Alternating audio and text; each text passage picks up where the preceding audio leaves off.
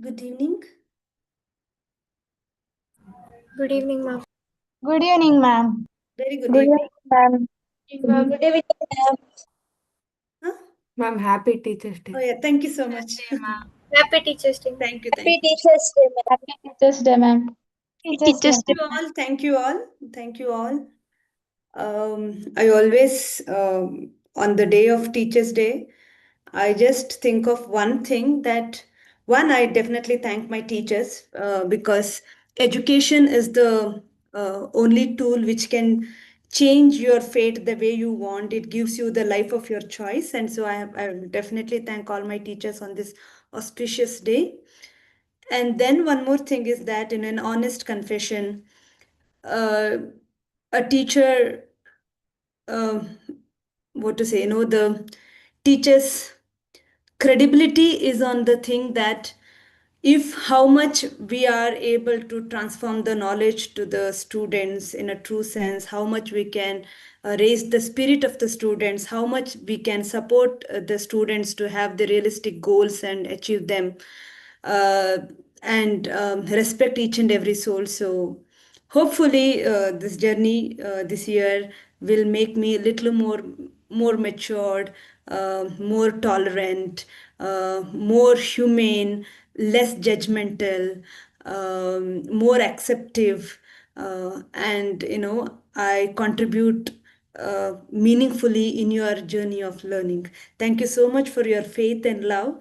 I know it is a biggest thing to get, so I'm the richest in the world. There's no doubt about it. So being a student of economics, I really know what money is. Money is what money does. So I have understood the psychology of money. The feeling of richness definitely comes with money. I don't deny that. I'm not that person who says that, there is nothing in money. No, no, no. If you are hungry, you will know, and if somebody is sick in the house, you will know how important money is. So I'm not going to talk about that cliche, that simply preaching word. Money is important to live a dignified life, but this kind of a love and faith is more important to have a happy life. So thank you so much for your faith and love and the wishes. So shall we move on to the syllabus now? Let me do the work of a teacher. Okay. Um, so yesterday you have taken down, I mean, the last class you have taken down the determinants of price elasticity of demand, right? So this 9 or 10 points we have is something you are going to explain it to me. Okay. Give me a second. I'll just tell you that what you are expected to do. Okay.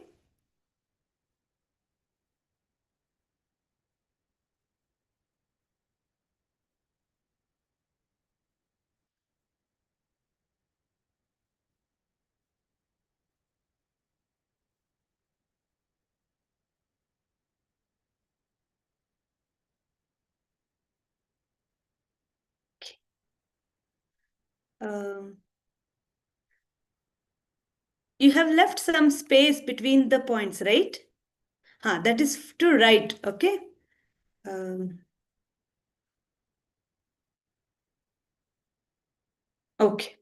Now I will just tell you one thing, okay? Now,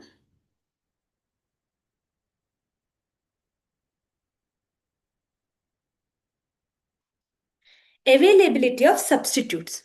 Okay. Now, all these determinants, we are going to understand whether between two types of elasticity of demand. One is relatively elastic demand and another one is relatively inelastic demand. What do you mean by relatively elastic demand? If price elasticity of demand is more than 1, that means that if a change in price leads to more than proportionate change in quantity demanded, then we call it as relatively elastic demand. And the second one is relatively inelastic demand. That is, a change in price leads to less than proportionate change in quantity demanded. So, huge change in price leads to small change in quantity demanded. Okay.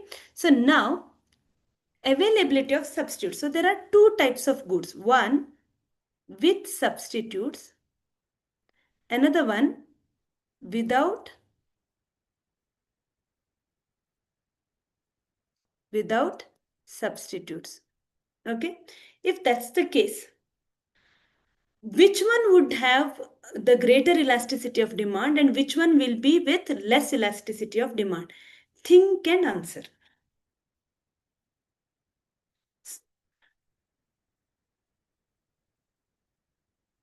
If a commodity has a substitute, what would be the elasticity of demand? Is it more than one or less than one? And if commodity doesn't have a substitute, then what is the elasticity of demand? More or less? Explain that with the example. Are you able to understand my question? Okay, good. Take some time.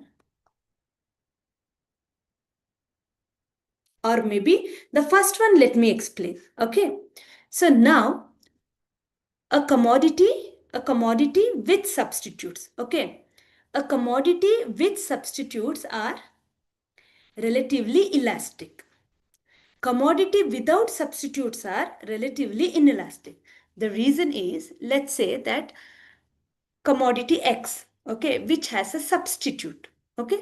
So when you have a substitute, let's say coffee. Okay.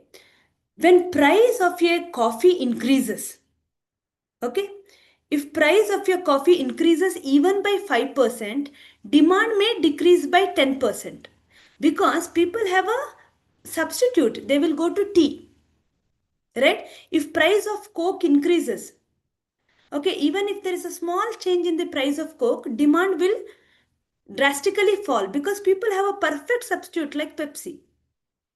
Are you able to understand?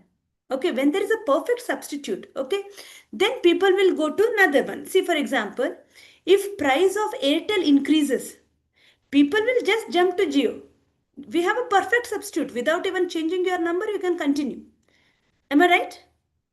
Correct? So, in case of goods which has substitutes, we are we are we can be price sensitive. Okay, so what happens? We will shift to another related alternative commodity. Okay, so small change in price leads to huge change in quantity demanded. And even if price decreases by 1%, the demand will increase by 10%. It is like that. Because when Coke's price decreases, even Pepsi drinkers will come and have the Coke. Okay, but a commodity with no substitute. See, for example, milk. If you have an infant, okay, you may say that there is milk powder and all, but if you have an infant at home, okay, even if the price increases by 5 rupees, still you have to buy milk. If not half a liter, you will, or if not 1 liter, you will buy half liter, right? So, a commodity without substitute, you do not have a choice but to buy it, right? So, you cannot be price sensitive about it. So, even if there is a huge change in price, the demand may not change that much. Are you able to understand? Yes, ma'am. Got it? See, medicines, or let's say that there's only one doctor in your hometown. So even if his fees is more, you have to end up paying that fees because you do not have any other alternative, right? So even if the price is more, the demand will not decrease too much. Are you able to understand? Yes, ma'am. Yes, ma'am. Yes, ma'am. So commodity with substitutes are relatively elastic. Commodity without substitutes are relatively inelastic. PED is less than 1. Am I clear to all of you? Yes, ma'am. Yes, ma'am. Yes, ma'am. So from next point onwards, you have to think in this perspective, okay? In where are we more price sensitive, where we can shift, okay? So we have to think about that. Or if a small change in price is going to bring huge change in demand, then it is relatively elastic, otherwise relatively inelastic. Am I clear to you? Okay. Yes, ma'am. So when I was discussing this, have you made a point, noted down the point? Okay, yeah, good. So in the same way, you have to note down for all the points. So the rest you are going to explain. Okay. Next one, position of a commodity in a consumer's budget. Position of a commodity in a consumer's budget. I will give you two situations. The situations I will give you, you have to analyze it. Okay. There are two commodities, A and B. Okay. A takes A takes 40% of the consumer's income. To buy A, it takes 40% of the consumer's income. Commodity B takes 2% of the consumer's income. Then what would be the elasticity of demand of these two commodities? A become inelastic. If you know the answer, you have to raise the hand. You cannot simply answer. Sorry, because I want everybody to get a chance. So know that. Yes, Shreya. A is inelasticity. B is elasticity. A is relatively inelastic. B is B relatively elastic. Okay. May I know why do you think so? Okay. mm, When you know when you get the example, you can unmute yourself and answer again. Okay? Ma'am, I have a Uh, question. yes, please. Tea and coffee become elasticity or inelasticity? Tea or coffee are substitute goods. It is not elastic or inelastic. We are not measuring the tea and coffee's elasticity here. That comes under the cross elasticity of demand. Please do understand here we are trying to know the elasticity of one commodity. Okay. Tea and coffee are two commodities. But in case of substitutes, I gave you an example, a commodity with substitutes. Okay. So if a commodity has a substitute, then it is, relatively elastic. A commodity doesn't have a substitute, it is relatively inelastic. Are you able to understand? Yes, ma'am. Yes, ma'am. Huh. Okay. Um, Sahana says that A is relatively elastic and B is relatively inelastic. Ramani, yes? Yes, ma'am. The both one is elastic 'cause it has a substitute, no, ma'am. Please do understand that we have moved out of the first point. We Okay. are not discussing about the substitutes. You have to understand that we have moved to the second one. Another case. Okay, in Yeah, that but case, it depends on the consumer's budget, right? It is yes. the consumer's income that how much he has.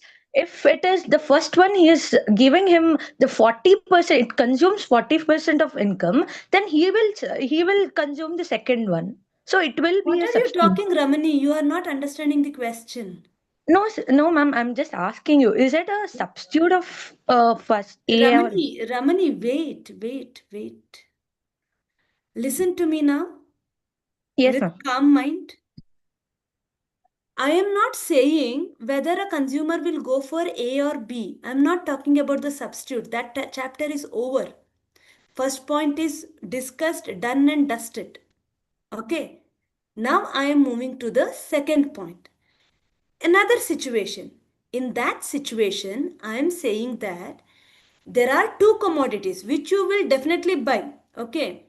But in one commodity, you're going to spend your 40% of the income. And in another commodity, you're going to spend your 2% of the income. If that is the case, between these two, which one is relatively elastic and which one is relatively inelastic? Are you able to understand the question? Yeah. I thought which, yeah, it would be a substitute if the consumer budget is the main. Ramani, wait. Yeah, Ramani, what I'm yeah. asking is that I want you to answer between these two, which one has more elastic demand? Yeah, got it, ma'am. Got it. Got it? Yeah, Okay. yeah. Yes, good. Okay. Which one has more elastic demand and why? Tanushri, you wanted to answer, right? Sorry. Yes, ma'am. I think Huh. it is A, ma'am. A what? Commodity A is more elastic demand, And commodity B? is relatively non-elastic or less elastic. Less elastic. The Yes. reason is Ma'am, when the person wants to spend 40% of income on one product, that is maybe necessary. Um, If it is a necessary thing, then the elasticity would be less, right? Because it is necessary. Mm. Yeah, it's okay. Let's Yeah. discuss. That's how you will understand this concept. This concept is that. Yes, Ramani. yes, ma'am. The B one is inelastic because the consumer spends so much amount of price, though it consuming the large amount of his income. Ramani. I want you to slow down and I want you to tell which one has more elastic demand. Yeah, I'm telling the reason with it. Ramani, wait, Ramani, your thought is not expressed in a clear way. Okay, that's why Okay, I'm stopping you. So please don't okay, okay, mistake me. Okay. okay. So Ramani, you just answered to my question. So now I'm interviewing you so that the audience can understand your mind. Okay. Now, Okay. between A and B, which one has more elastic demand? Elastic, I'll go for B. You are saying that B has more elastic demand, right? It Yeah, means yeah, that B's price elasticity of demand is more than 1. Am I right? yeah. Yes. Now tell me the reason. Because he don't spend much income on it. Hmm. The consumer don't spend much income on it, Hmm. though the price increase or decrease. The quantity demanded doesn't change. Much, right? Yeah. Yeah, if there is a huge change in price and if quantity demanded doesn't change much, then it is not relatively elastic. Then it is Yes. relatively inelastic. Inelastic. Ah, but you said elastic. No. I said inelastic that time. I was telling the B. I mean, the first A one is the relatively inelastic. Huh. But I was talking about B. No, ma'am. I just asked. I mean, I was giving the reason for A and B, both of them. Both of them cannot have a same reason. No, ma'am. First, I wanted to tell the B reason and I wanted Okay. to tell the Now, A. Ramani, you tell me commodity A is elastic or inelastic? Commodity A is inelastic. Inelastic, right? So you Yeah. said commodity B is elastic, Yes, ma'am. correct? So Ramani, Yes. I'm telling you again, commodity B is elastic, right? And Ramani, are you here? Mm-hmm. Yes, Ah. ma'am. So now, if commodity B is inelastic, the Mm-hmm. reason you gave is that because he spends very less amount of money, the Money. portion Yeah. of his income on the Yes. goods, he is not very, he doesn't bother much. Whatever may be the change in price, the demand may not change so much, right? Yes, ma'am. Huh. If that is the case, then it cannot be called as elastic. No, Got um, it? no. Yeah, I misunderstood. No, my answer is A or B. I mean, A spends more his income for. Ramani, this, see, in economics, it's not, I'm not just saying this to Ramani. If you have not understood the concept clearly, then this confusion will forever be there.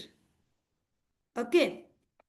So, Ramani, what do you mean when you say that elasticity of demand is more than 1?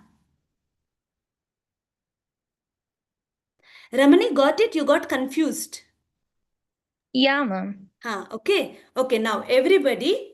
Okay, there are other questions also. Someone said that, the rest of the concepts are clear, but not the elasticity of demand. See, I tell you, how many of you went back and studied the concept again?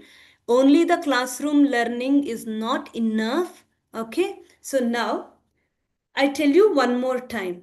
Okay, elasticity of demand means change in demand due to change in price. Whenever price changes, demand changes, but what extent the demand changes. So now I will explain only two things. The rest you have to study from or you can access the previous class record. One is relatively elastic. Relatively elastic means price elasticity of demand is more than 1. Okay. When I say price elasticity of demand is more than 1, it means that a small change in price leads to huge change in quantity demanded. Okay, it means that small change in price leads to huge change in quantity demanded. Okay, if price increases by 2%, demand decreases by maybe 5% or 8%. If price increases by 2%, then or if price decreases by 2%, demand increases by 8%. If price increases by 2%, demand decreases by 8%. So that is the relatively elastic demand when PED is more than 1. When PED is less than 1, it means that huge change in price leads to small change in quantity demanded.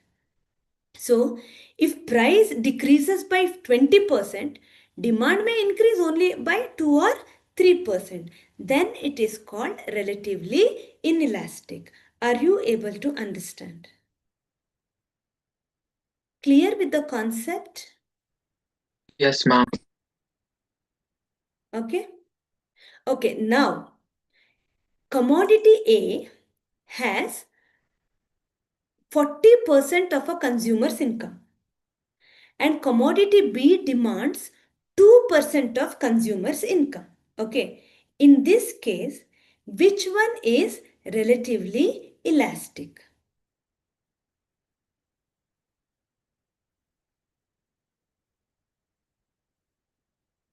Yes, Tanushri? Ma'am, A is relatively elastic and B is relatively inelastic. Yes, A is relatively elastic because, yes, Pranav, yes, that is because, see, when you are spending 40% of your income on certain commodities, you become very price sensitive because it is taking larger chunk in your income, right? See, for example, you are living in a area on rent. Let's say you are in a rented house. In that area, suddenly the real estate boom takes place and your owner increases the rent. Usually there will be how many percent increase in the rent? 5%, 10%. 5%, 10% maximum. But he increases 20%. Okay. Demand in that area may immediately decrease. Okay. Those who were living there will stop, exiting from that place. Okay, because 20% is too much, right? Because it is already taking your 40% of the income. Are you able to understand? So you become very price sensitive. See, when you are planning to buy a house, so you are spending around 50-60 lakhs. Okay.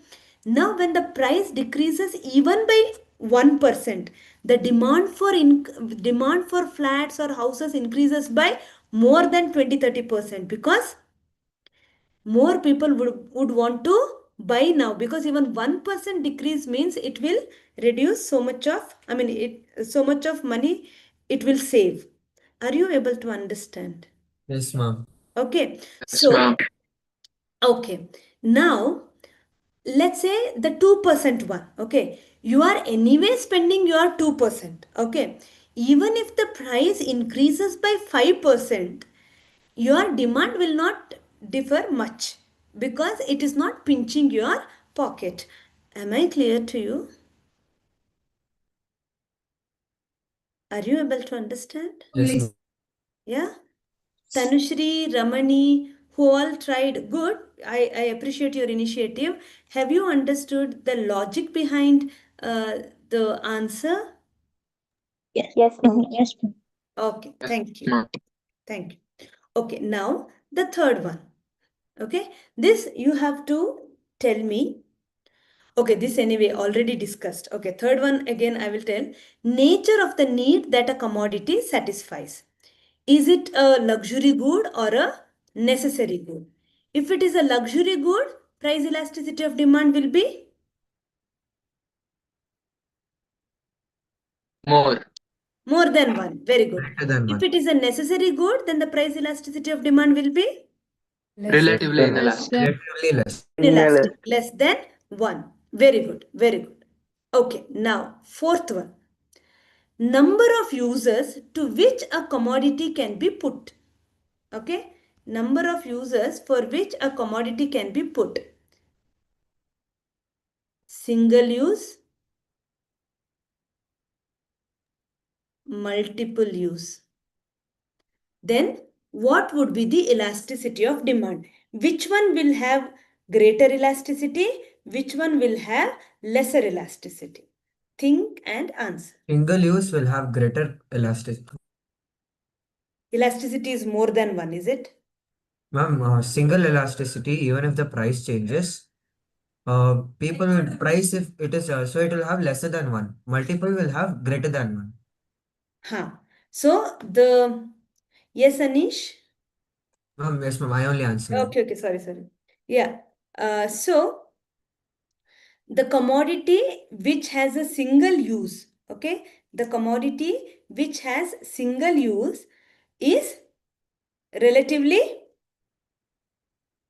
Elastic. inelastic, and the commodity which has multiple use is relatively elastic. Why? Ma'am, because a small change in, a Yes. huge change in price may not lead to, it leads to small change in quantity demanded. That's what the definition says. Like if, for example, if we take some commodity and only single use, like Can you it please can be think of, can you please, what example did you give? I'm sorry, I was not able to hear I you. am not very sure about the example. Okay. Can someone think of an example?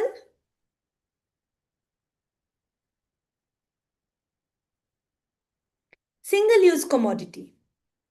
Yes, Sumant. Ma'am, I was thinking of multiple use commodity, ma'am. Milk, Okay, milk. Very good. paneer, ghee, and all you can make. Yes. So when the price is less, people may buy more and use it for the multiple uses. So the change in price leads to huge change in quantity demanded so that they can put that into different uses, right? But the single use commodity, whether the price is high or less, still they have to buy it, right? If you want to use it for a particular want, you have to buy it, so you cannot be sensitive about it. So can you think of a single use commodity? Wheat powder, coffee powder. No, coffee Vehicle, powder, wheat, all of these things have multiple uses. Car, Coffee powder medicine, also. car, medicines. Medicine, car. Okay. Pencil and pen. No, you have to tell any one thing. Okay, LPG, petrol, yes, fuel. Okay, so as a consumer, okay, if you're a businessman, that's a, I mean, industrialist, that's a different thing that can also be put into many uses. But yeah, okay.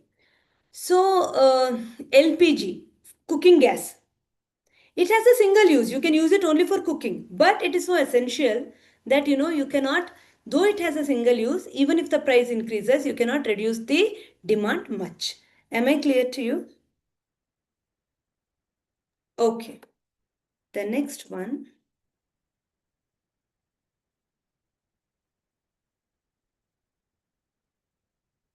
Next one, time period. Short and long. Short and long.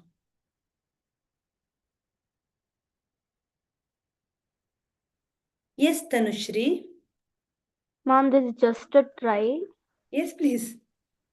Mom, the longer the period any product is in market, the more demand will be there because they trust that product. The shorter period, it takes time for anyone to trust that product. So But the demand will be you low. didn't tell me about the elasticity. You're talking about the demand, but I'm asking about the elasticity. Oh yeah. Okay, or okay, no. I will put it in a perishable goods and durable goods. When I said short period, long period is the longevity of the commodity. Sorry, it's my mistake. I will put it in a better word. Perishable goods and durable goods. Wait, Anish, I just want someone else to try. Yes, Samriddhi. Ma'am, it depends on the durability of a product. Like if I'm, for example, if I'm using a plastic, like a brush, it'll come at least One for second, a 3 months. Samriddhi, stop. I mean, sorry for stopping you in between. Samriddhi, you please tell me the commodity which is perishable, what is the elasticity of demand, and a commodity which is durable, what is the elasticity of demand, and then explain just justify your answer. Okay. Huh. So the product which has durability Huh. will be relatively elastic, Very good. Huh. and the product which will be perishable will be relatively inelastic. Very good. Yes. Yeah. Now please tell me the reason for your answer. For example, if a furniture I'm using, if I Yes. bought a furniture, at least it will come for a 30 or 40 years. So it is highly demanded Yes. or like relatively elastic. Whereas if I have a buy a plastic bottle or any plastic like object or this product, it will be perishable quickly, and there is no much demand for it. Inelastic, relatively inelastic. Your answer is correct, but not the explanation. Okay. Your answer is correct. See, the goods which are durable has relatively elastic demand, and the goods which are perishable have relatively inelastic demand. The reason is because goods are perishable, you have to buy again and again. So, even if the price increases, you end up buying them with the increased price. Even if the price increases, you cannot decrease your demand to that extent. That is what we are trying to say in the elasticity of demand. See, when you are explaining, you are bringing it down to the law of demand. Don't talk about law of demand. We are talking about the responsiveness of demand to a change in price. Am I clear to you? So now, see, let's say tomatoes. When tomato price is increasing, the demand will decrease, but it will not decrease to the extent at which the tomato prices are increasing. Okay, because it is perishable. So even if even if there is a huge increase in the price, you cannot decrease the demand, or even if there is a huge decrease in price. Now, see, let's say from 100 rupees, the tomato has come down to 20 rupees. Now you will be really happy. You will buy more. But how much more? Instead of 1 kg, you may buy 2 kgs. Can you buy 80 kgs and store it? No, right? So when there is a huge change in price, demand will not change to that extent. Am I clear to you? Yes, ma'am. Okay. Yes, ma'am. Whereas in durable goods, when price decreases, demand immediately increases too much. See, for example, let's say that AC price decreases now by 40%. In October, let's say for Diwali, LG announces 40% decrease in AC. Okay, you don't need AC in October, but you know that in summer you are planning to buy. So all those people who suffered in the summer and wants to buy AC in the next summer will buy then, in October. Okay, because it is durable, even if you buy it in October, you can use it in May, right? When a small change in price leads to huge change in quantity demanded, because you know that AC prices will increase in the summer. So you will buy it in October. That is possible because it is a durable good. We all know that during the festival time, vegetable prices will increase. But can we store it? No. No, right? So we cannot buy a commodity 3 months earlier and say that, we will store it till the festive season. No, it is not possible. So perishable goods are relatively inelastic and durable goods are relatively elastic. Am I clear to you? Yes, ma'am. Yes, ma'am. Yes, ma'am. Yes, ma'am. Everybody? Yes, good. Yes, ma'am. Good. And the next one, consumer habits. Uh, Consumer habits, I would like to say strong and weak. You have to tell me, if the habits are strong, what is the elasticity of demand? And if the habits are weak, what is the elasticity of demand? I want everyone to think at least 30 seconds, 40 seconds, and then answer. Raise your hand if you know the answer.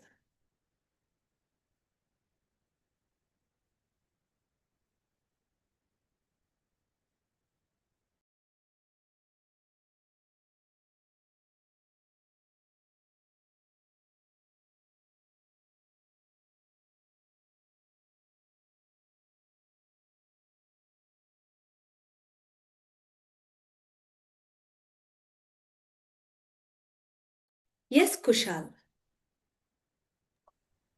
Ma'am, if the habit is weak, it will be relatively elastic Very good. because they won't like if a person has a weak habit, he won't buy that thing again and again. And if he has a strong habit, it's relatively inelastic because he will buy it again and again. Yes. See, if your habit is very strong, okay, if you have a very strong, if you're very passionate about reading books, even if the price is high, usually, when a book is released, initially the price will be high, but still the change in price may not decrease the demand so much because your habits are strong. Drunkards, smokers, for them alcohol, cigarette prices keep increasing, and it increases drastically, but the demand doesn't decrease drastically. Are you able to understand? Because their habits are very strong. So when your habits are strong, your elasticity of demand is relatively less. It means less than 1. Whereas, as he rightly pointed out, if your habits are not very strong, then then when it is weak, you will, when the price is less, you will buy more. When the price is more, you will buy very less. But that's what the law of demand says. But the change, that magnitude also differs so much.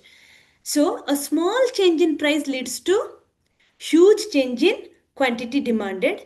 And if there is a small increase in price, let's say that you love to read books, but the book price has increased from 200 to 500, 200 to 250 rupees, you will feel that, okay, last week it was for 200 rupees, okay, let me just wait for another few weeks, it might decrease, and then I will buy it, because you're not dying to read that book. Are you able to understand what I'm trying to say?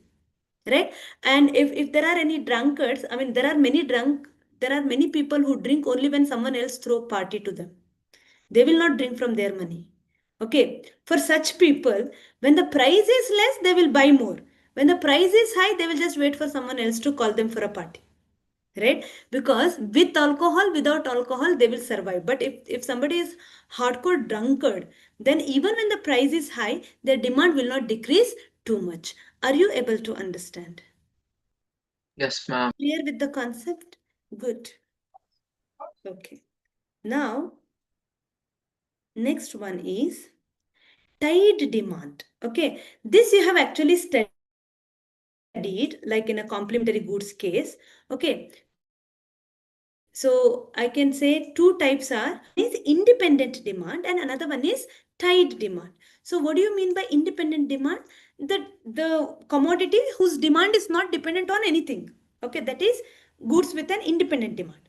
And tide demands are the commodities whose demand is dependent on something else. Okay, for example, okay, you think of an example. Now tell me, in this case, which one will have the greater elasticity and which one will have the less elasticity? Think, then raise the hand.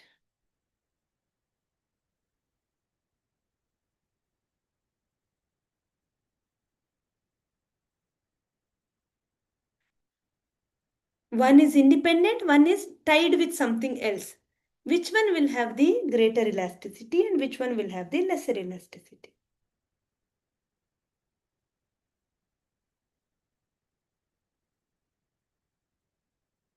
Difficult?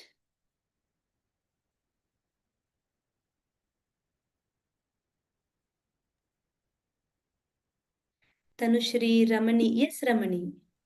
Yes, ma'am. Tide demand is perfect. I mean, relatively inelastic, Very and good.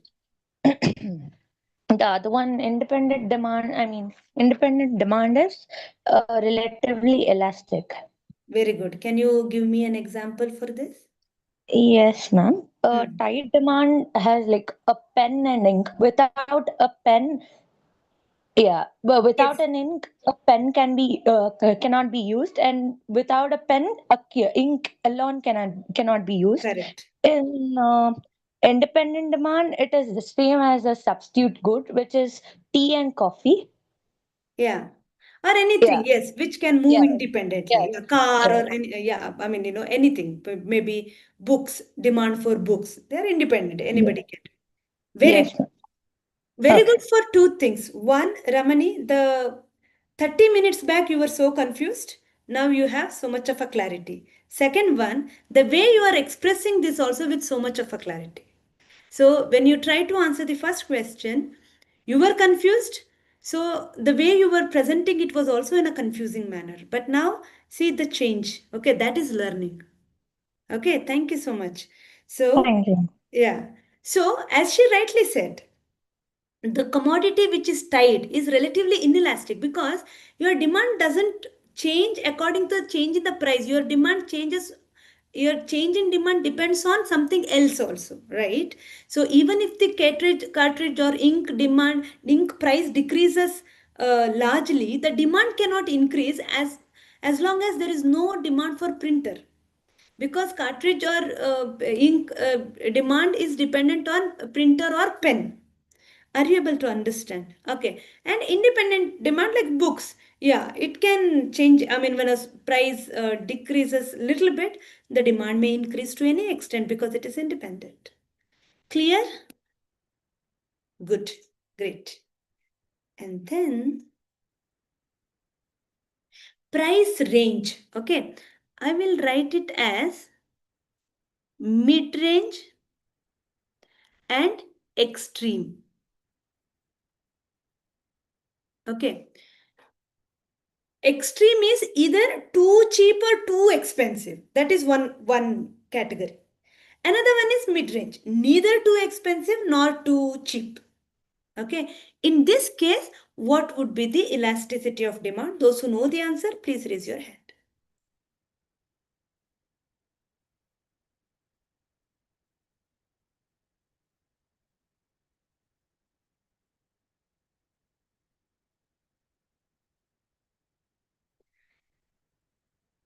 Yes, Anish. Ma'am, extreme goods will have relatively the elasticity will be less than one, Hmm. and it'll for middle ranges goods there will be more than one. Yes. Reason? Ma'am, because extreme range, whenever we have to buy the price, even if it goes less or high, if it is not a necessity, no one will buy. If even little price goes down, more price goes on, doesn't matter. And when it is middle range, if it goes a little down, little more, it matters. We have to buy it. If we have to buy it, we will buy it. Okay, so I would like to put it in this way.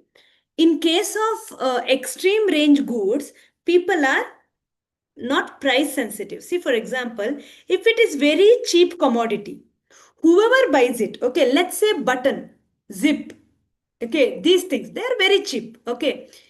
Whether you are earning in hundreds or thousands, for anybody, it doesn't matter much. You will not wait for a hike to put a zip to the bag, right? So you are not price sensitive. Even if the price increases too much, your demand doesn't decrease very much. Am I clear? And if it is an expensive thing, that's also comes under the same thing, right? Too cheap is one thing, too expensive. Who will buy the too expensive things? Rich people. Rich people. They are Rich not people. price sensitive, right? They're not price sensitive. They will see the one who has a car which, can you tell me the brand of a car which, the name of a car which gives the mileage of 2 kilometers, 3 kilometers and all? Bugatti. Ah, Bugatti, yeah. Okay. Bugattis, yeah, mileage is 2, 3. The one who buys the Bugatti, do you think that he'll be worried about petrol price increasing from 102 to 106? No, ma'am. No, ma'am. Definitely not, right? So for them also it is relatively inelastic. But mid-range products which are purchased by everybody with different level of income, for them when see when such goods price increases, the demand decreases drastically, and when the small decrease in price increases the demand drastically. Are you able to understand? Okay. Okay. So have we covered all the concepts? Yes. So this is about the determinants of demand. Any doubt? Clear with the concept? Okay. Next, we will move on to income elasticity of demand. I want you to take down the meaning and the formula both.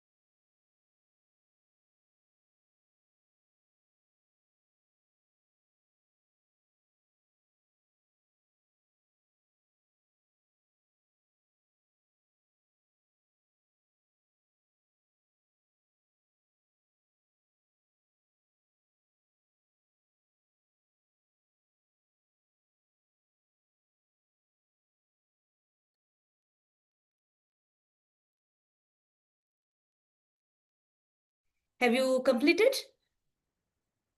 Okay. So, income elasticity demand, once you have understood the price elasticity of demand, these are all easy to understand. Income elasticity of demand says that a change in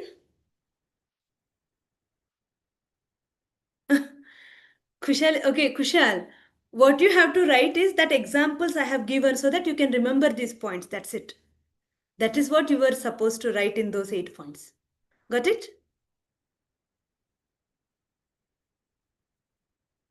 Okay, now if you have not written, I think you will have an access to the video. You can go back to it, or if you remember, you can just write the, commodity example of a commodity and say whether it is highly elastic or less elastic.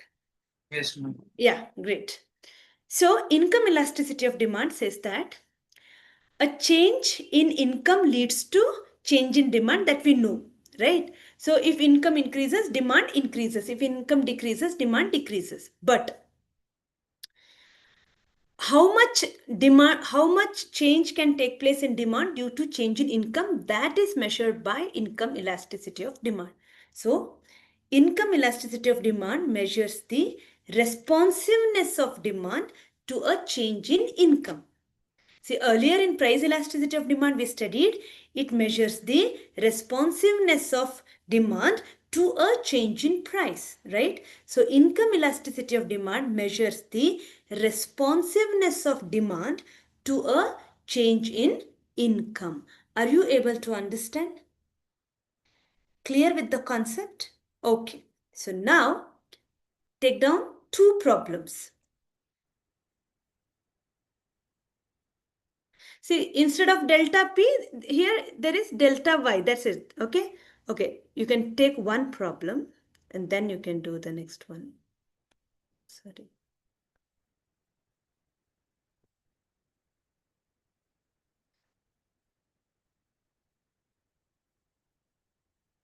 One second.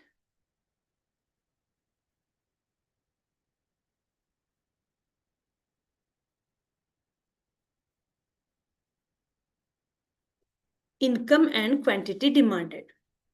When income is 8,000, quantity demanded is 20.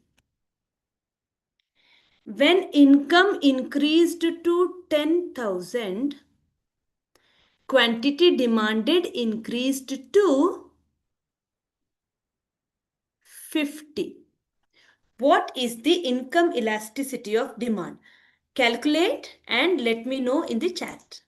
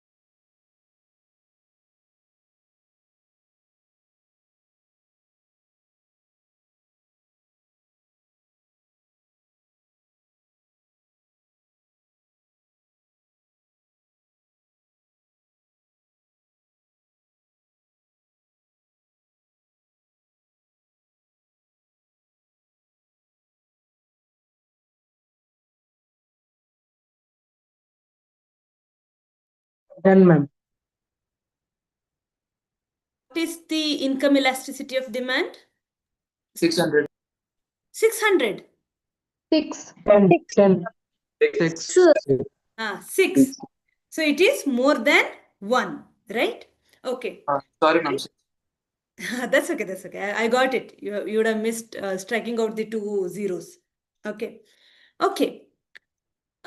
See, I told you that in price elasticity of demand, we can ignore the value because, we can ignore the sign, but we have to take up only the absolute values because the price elasticity of demand is always inverse. The relationship between demand and price is always inverse. But in case of income elasticity of demand, we cannot ignore the sign. We have to consider the sign too. Okay. I'll tell you why. I'll give you one more problem. Okay.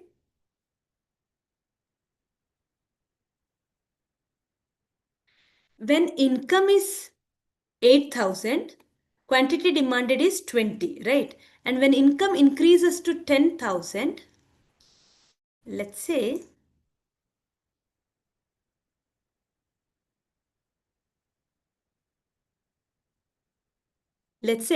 quantity demanded decreases to 10. Now calculate the price elasticity of demand. I will explain it. Please calculate the price elasticity of demand.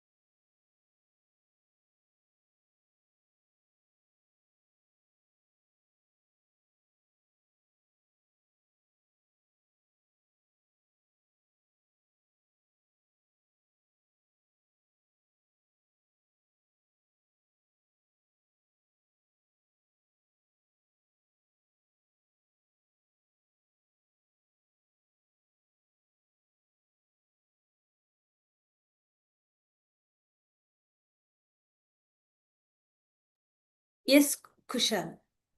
Minus 20.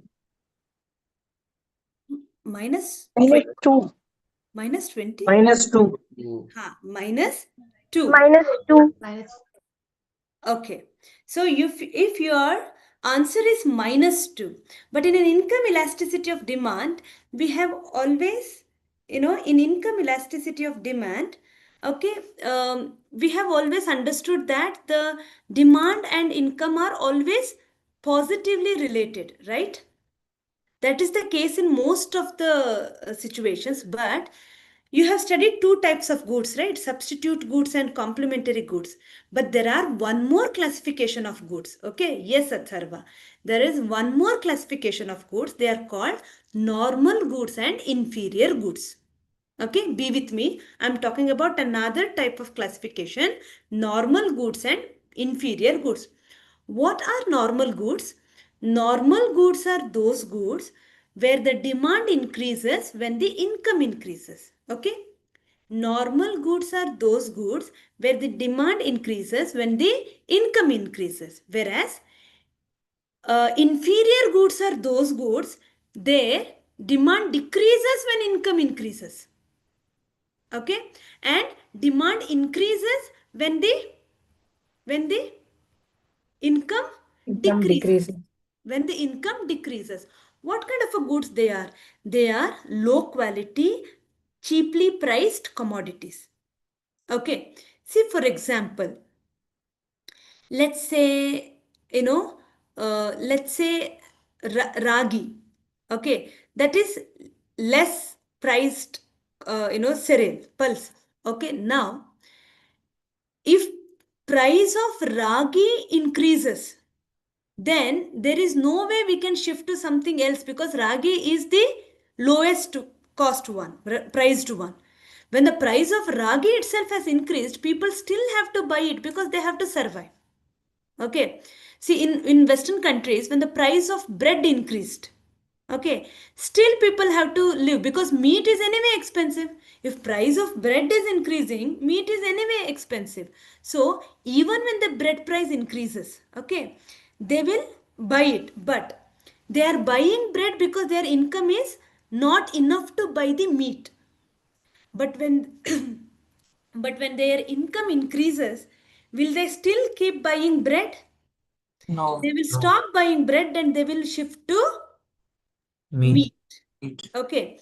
So in Indian case, okay, see, people are living in a what to say?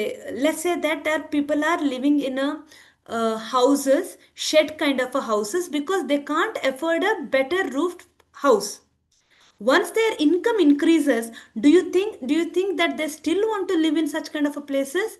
Definitely not. So when their income increases, they shift towards normal goods, and when their income increases, the demand for inferior goods decreases. Am I clear to you? Okay. Yes. So therefore, negative is very important in income elasticity of demand. Whenever you are answer is positive, we are talking about normal goods. When income increases, demand increases. Wherever your answer is negative, it means that we are talking about inferior goods. When income increases, demand decreases. Am I clear to you? Okay. Yes. Yes. Now I want you to go through this slide. Understand this. These are types of income elasticity. I want you to take down this also.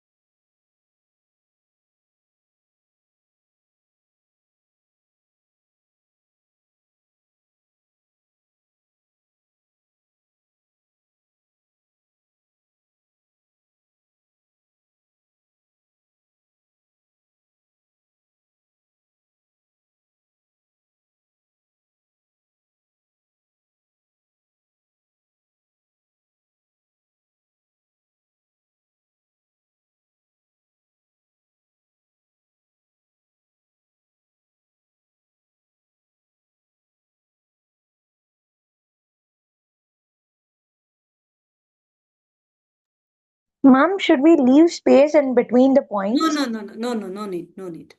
Okay.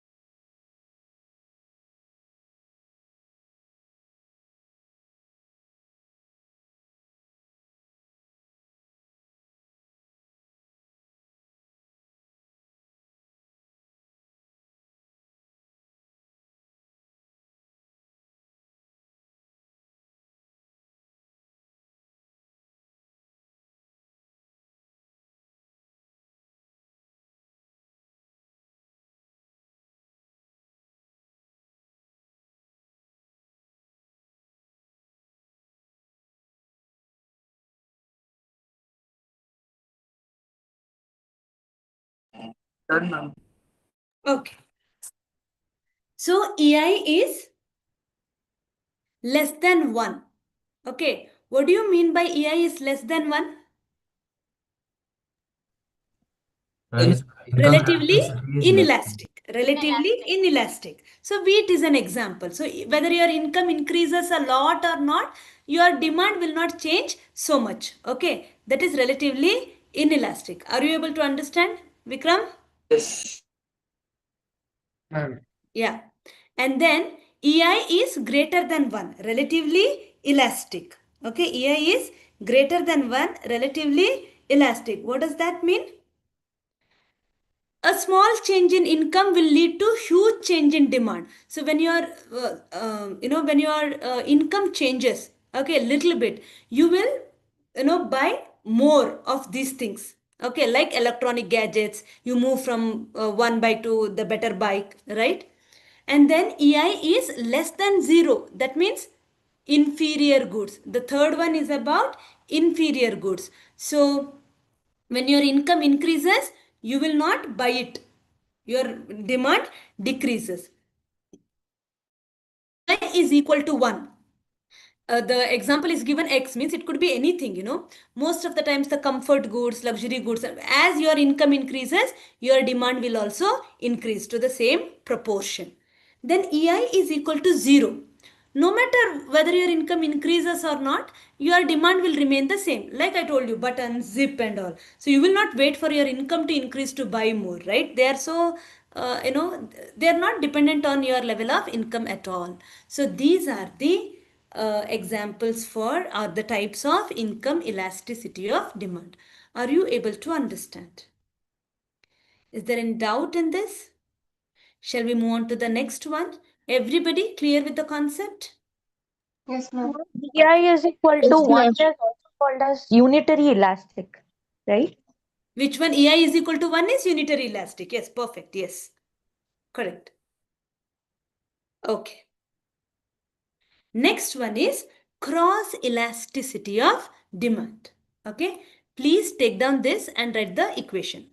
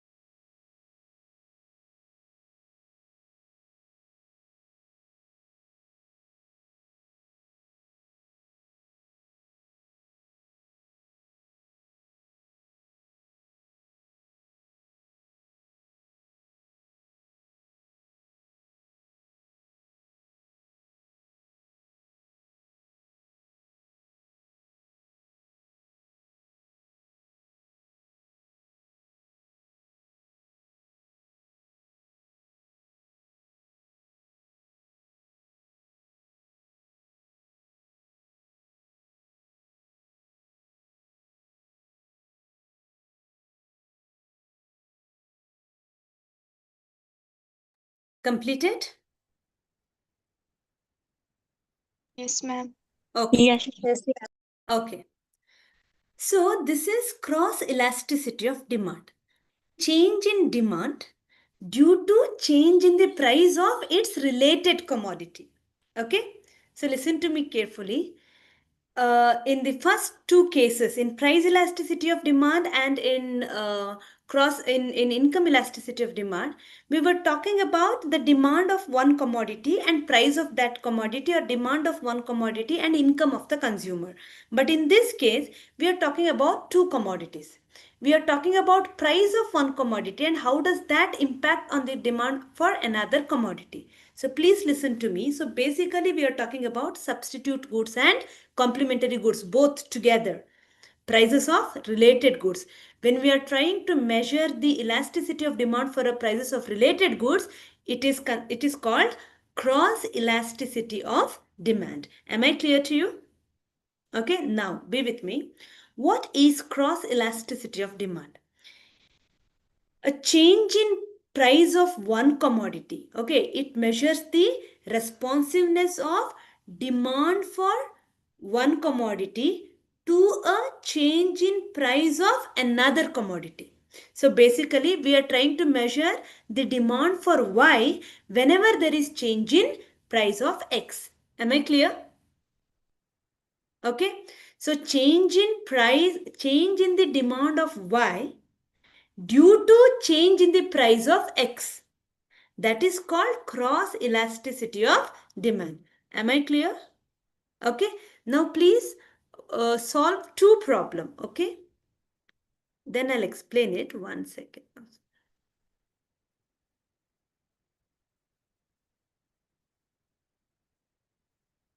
Okay, price of X,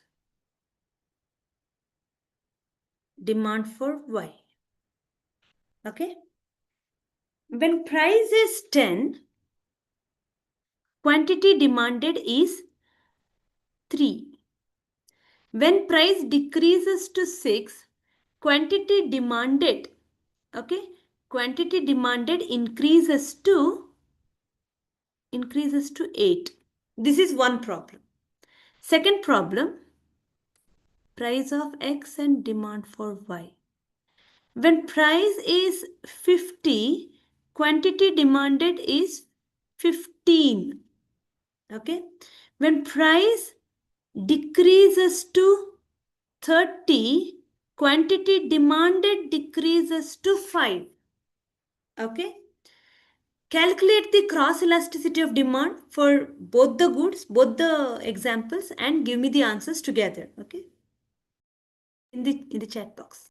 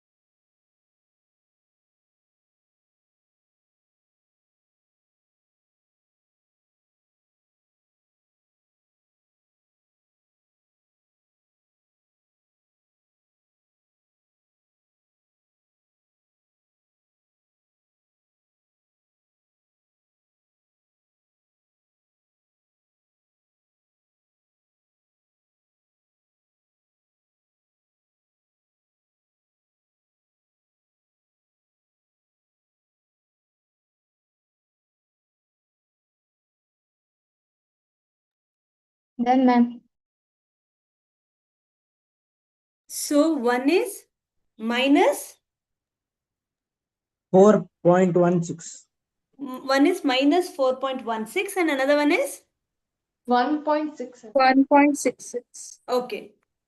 So I told you that except price elasticity of demand, in any other cases, we cannot ignore the sign. When in income elasticity of demand, when we get a negative sign, it means that we are talking about inferior goods. And if it is a positive sign, then we are talking about normal goods. So you tell me, in cross elasticity of demand, if there is a negative sign, then we are talking about Supplementary. complementary goods, because in the shift in demand we have discussed the nature of complementary goods, right? If price of one commodity increases, demand for another commodity decreases. If price of one commodity decreases, demand for another commodity increases. Then you will have an inverse relationship, then your answer will be negative. So if your answer is in negative, then that commodity is complementary. So the first case was about complementary goods. The second case are second case is, sorry, Substitute goods. substitute goods, right? Because they share the positive relationship. If price of one commodity increases, demand for another commodity increases. The price of one commodity decreases, demand for another commodity decreases. So if your answer is in positive, is in plus sign, then it means we are talking about substitute goods. Am I clear to you? Understood this concept? Only in price elasticity of demand we have to study lot many different ways to calculate price elasticity of demand and all.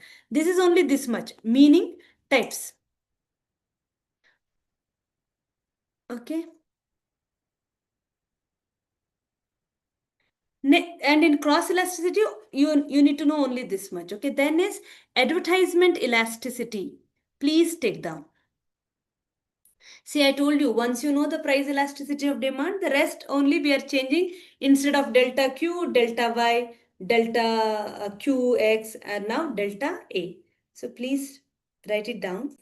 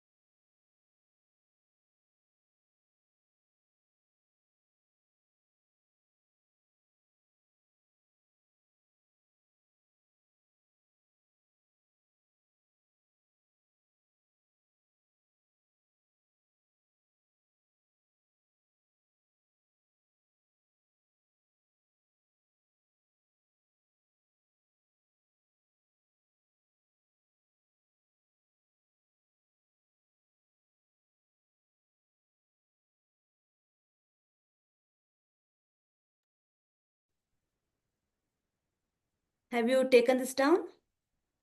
Okay. So basic understanding about advertisement is that when advertisement expenditure increases, the demand is supposed to increase. There could be few exceptions sometimes, but usually when advertisement expenditure increases, the demand increases. So we will have a positive result. So please calculate advertisement elasticity.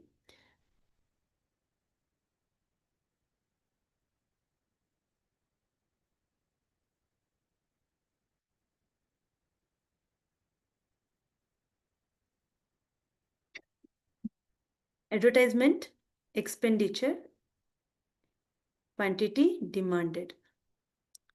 When advertisement expenditure increased from 10,000 to 20,000, quantity demanded increased from 40,000 to 70,000. Calculate the advertisement elasticity of demand.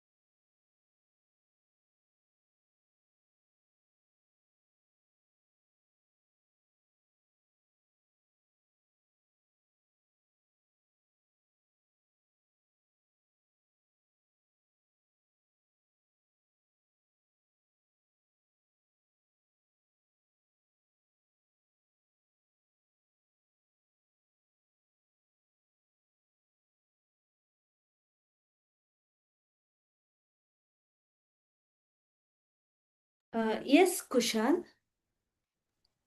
0.75. Yeah, 0.75. Okay, so it is less elastic. What does that mean? Can you interpret that? I mean, anybody. It need not be Kushal. Anybody. If your answer is 0.75, what does that mean? Relatively inelastic. Very good. Relatively inelastic. It is less than 1, right? So, change in advertisement expenditure brings less than proportionate change in demand. Demand is increasing, but less than proportionate. So, if your advertisement expenditure increases by 20%, your demand may increase by 12 or 13%. Okay, less than proportionate. So, that's the interpretation of this. So, are you able to understand? Now, let's move on to the next slide. Please go through this and understand the concept. Read it. I don't want you to write it down. I just want you to read it. And if you have not understood, I would like to explain it. Before that, I want you to read this.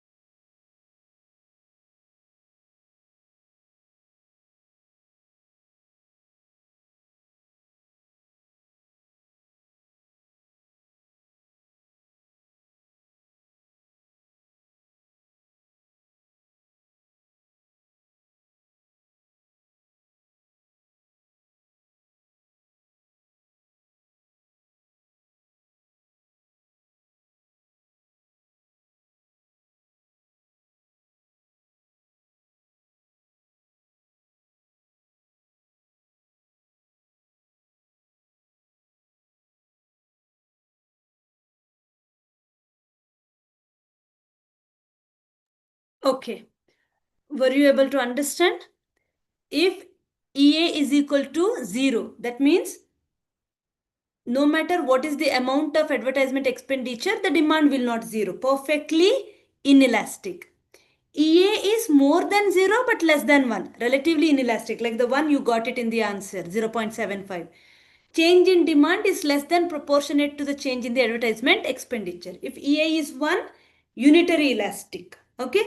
So a change in advertisement expenditure leads to proportionate change in demand. So if advertisement expenditure increases by 10%, demand will also increase by 10%. And then EA is greater than 1. That is, change in advertisement expenditure leads to more than proportionate change in demand. Advertisement expenditure may increase by 5%, but demand will increase by 20%. So are you able to understand? Yes, ma'am. Great. And the next part is demand forecasting. Okay. So, do you know what forecasting is? Predicting the future, right? So, demand forecasting is very important, self explanatory, but you can just go through this. Ma'am, we need to write it. No, please don't write it. I will share the PPTs with you. Okay. The PDF format of the PPTs will be shared. So, I just want you to go through the concept, go through the slide. And every slide will not be explained, only where you have a doubt, I will explain it. So quickly go through the slide.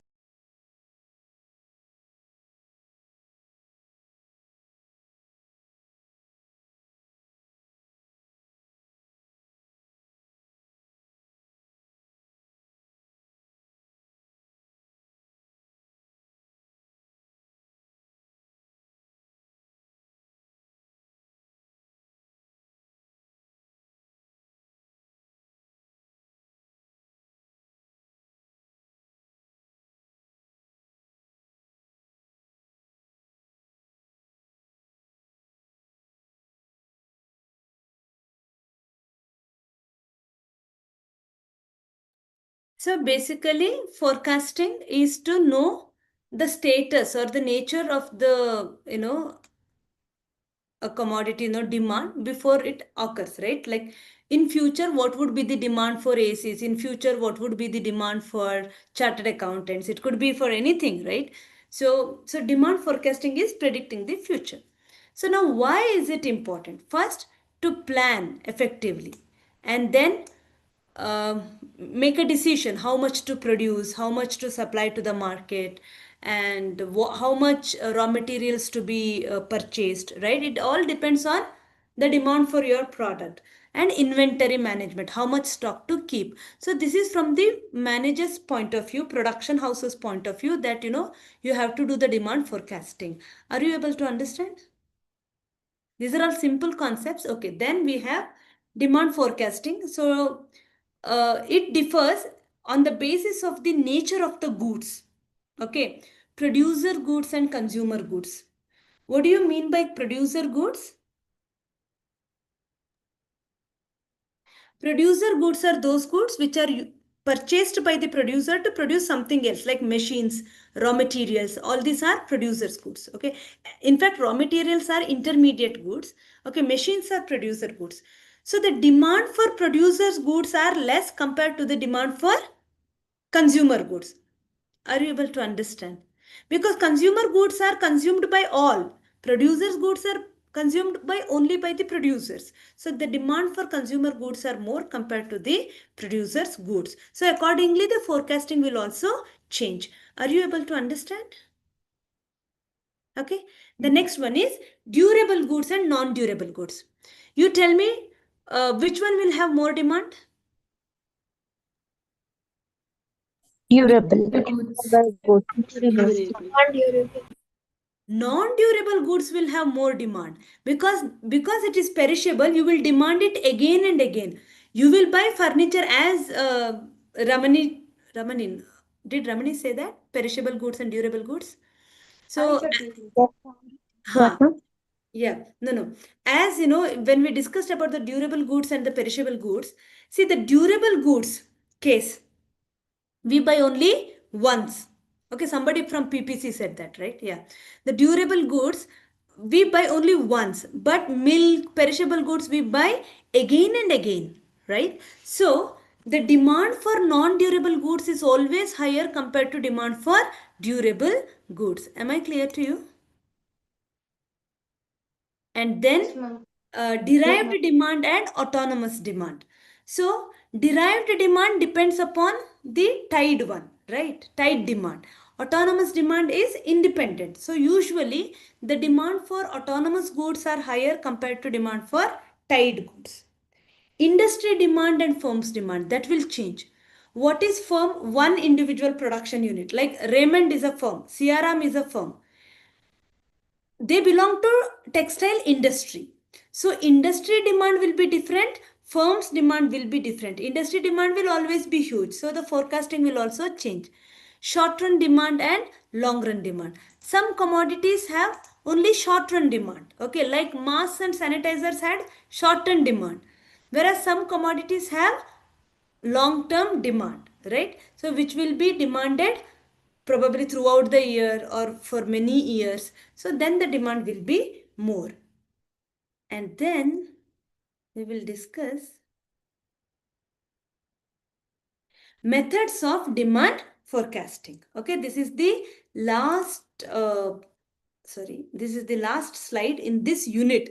Please do remember that we are just finished one unit in the second chapter. So methods of demand forecasting. So the first one is survey of buyer's intention. So here we will do the forecasting on the basis of the interview that we do it from the from the buyers, the opinions we collect from the buyers. Have you ever been a part of the buyer's intention survey?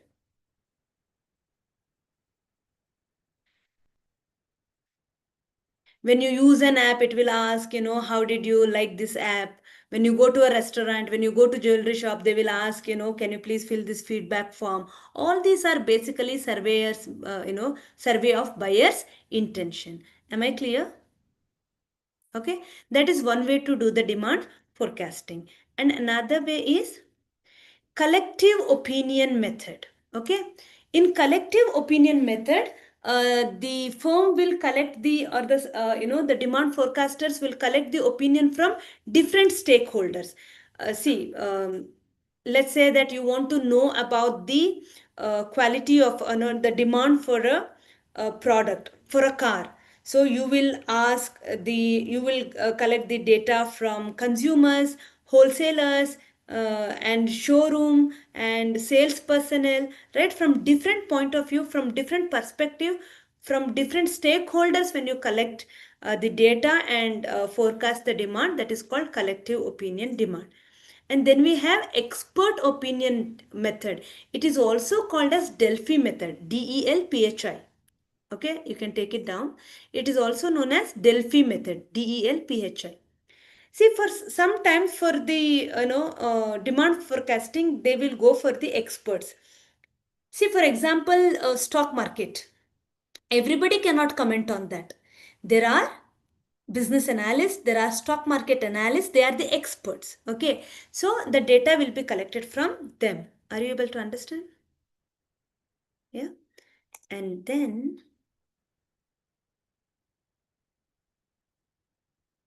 controlled experiments. Oh, sorry, statistical methods. Can you think of few statistical methods which talk about the forecasting?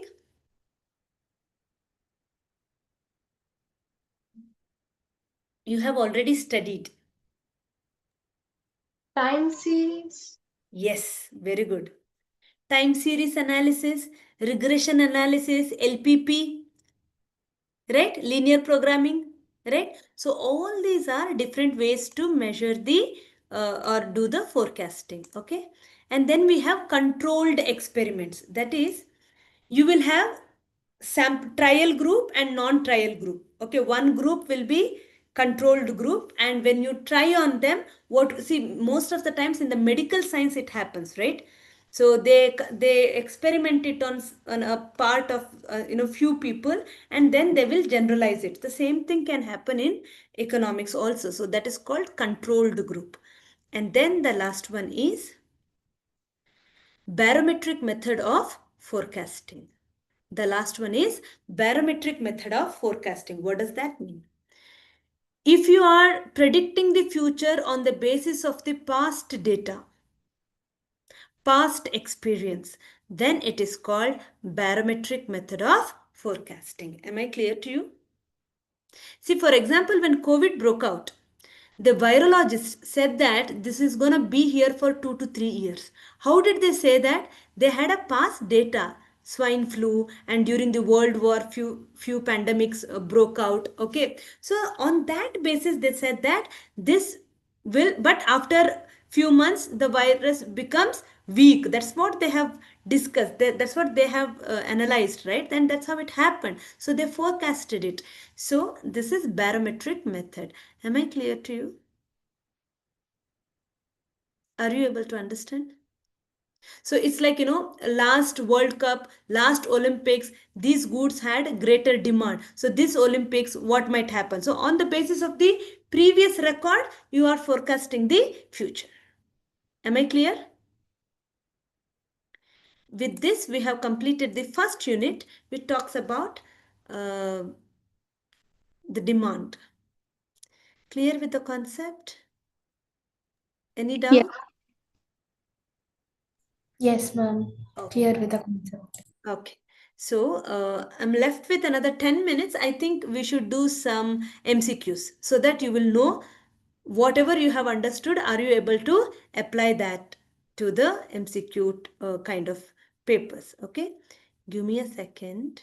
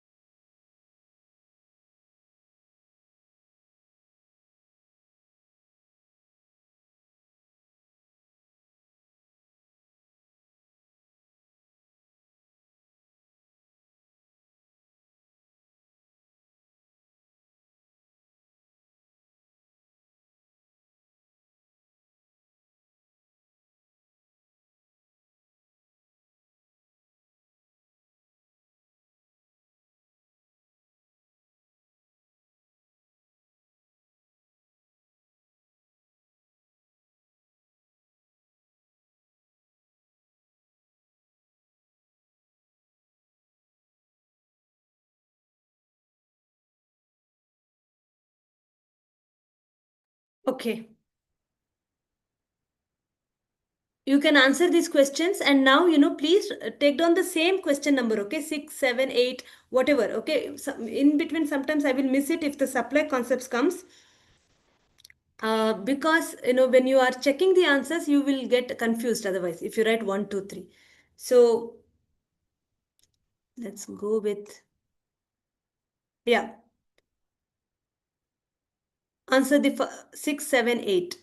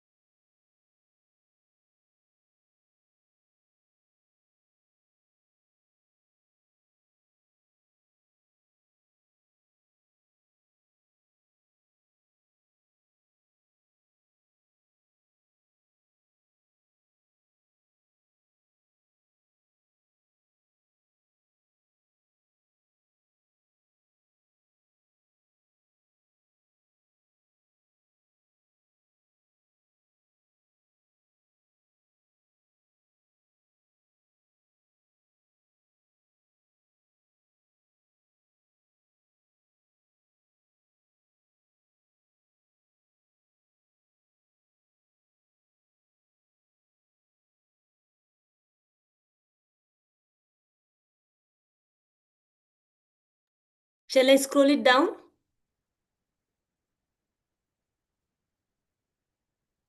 Okay.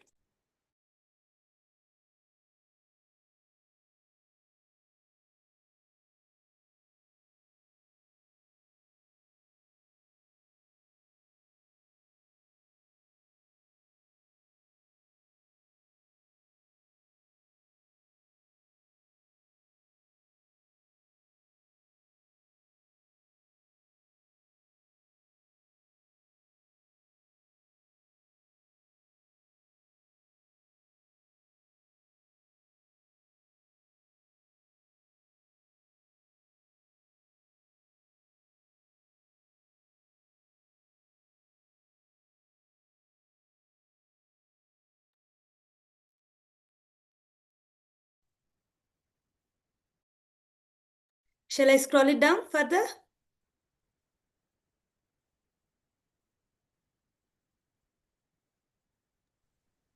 Ma'am, I didn't see it.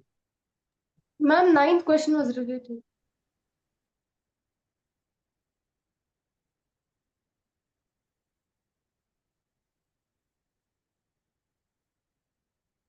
Shall I?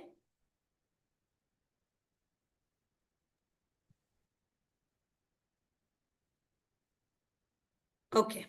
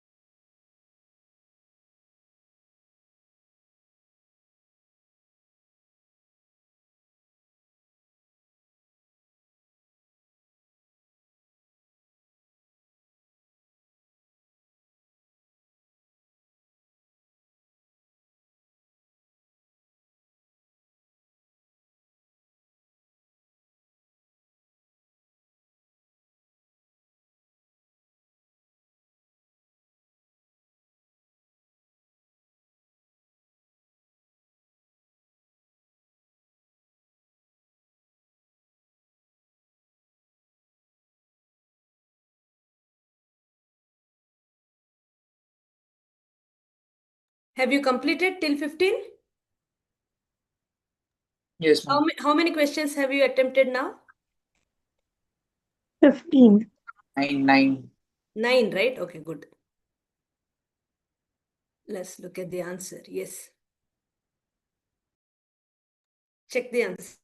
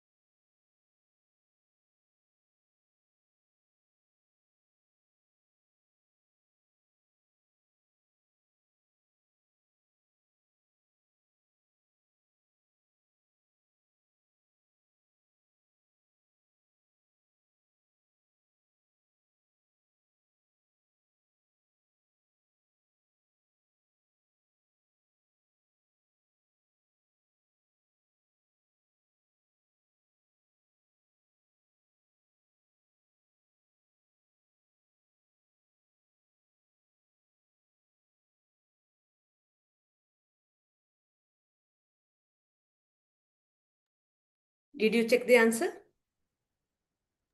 Yes. Okay. How many of you could get all of them right? No? One or two mistakes? Okay. Out of 9, how many of you could get more than 6 right?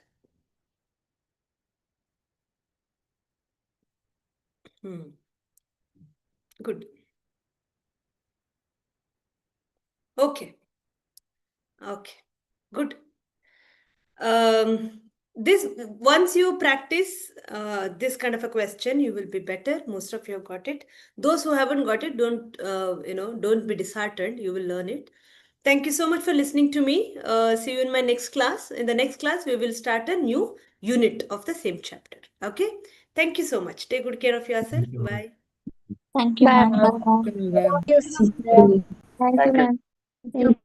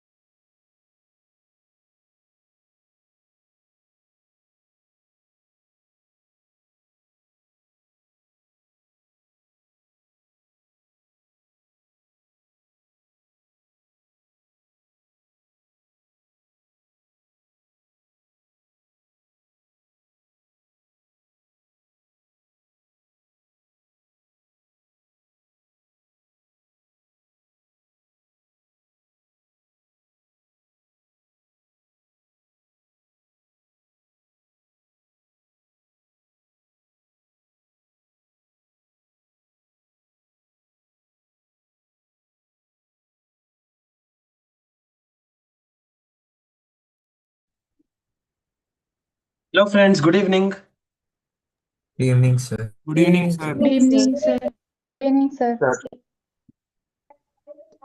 Happy Teachers Day. Happy Teachers Happy Day. Teachers Day. Happy Happy Teachers Day. Teachers Day, sir. Happy Teachers Day, sir. Happy teachers.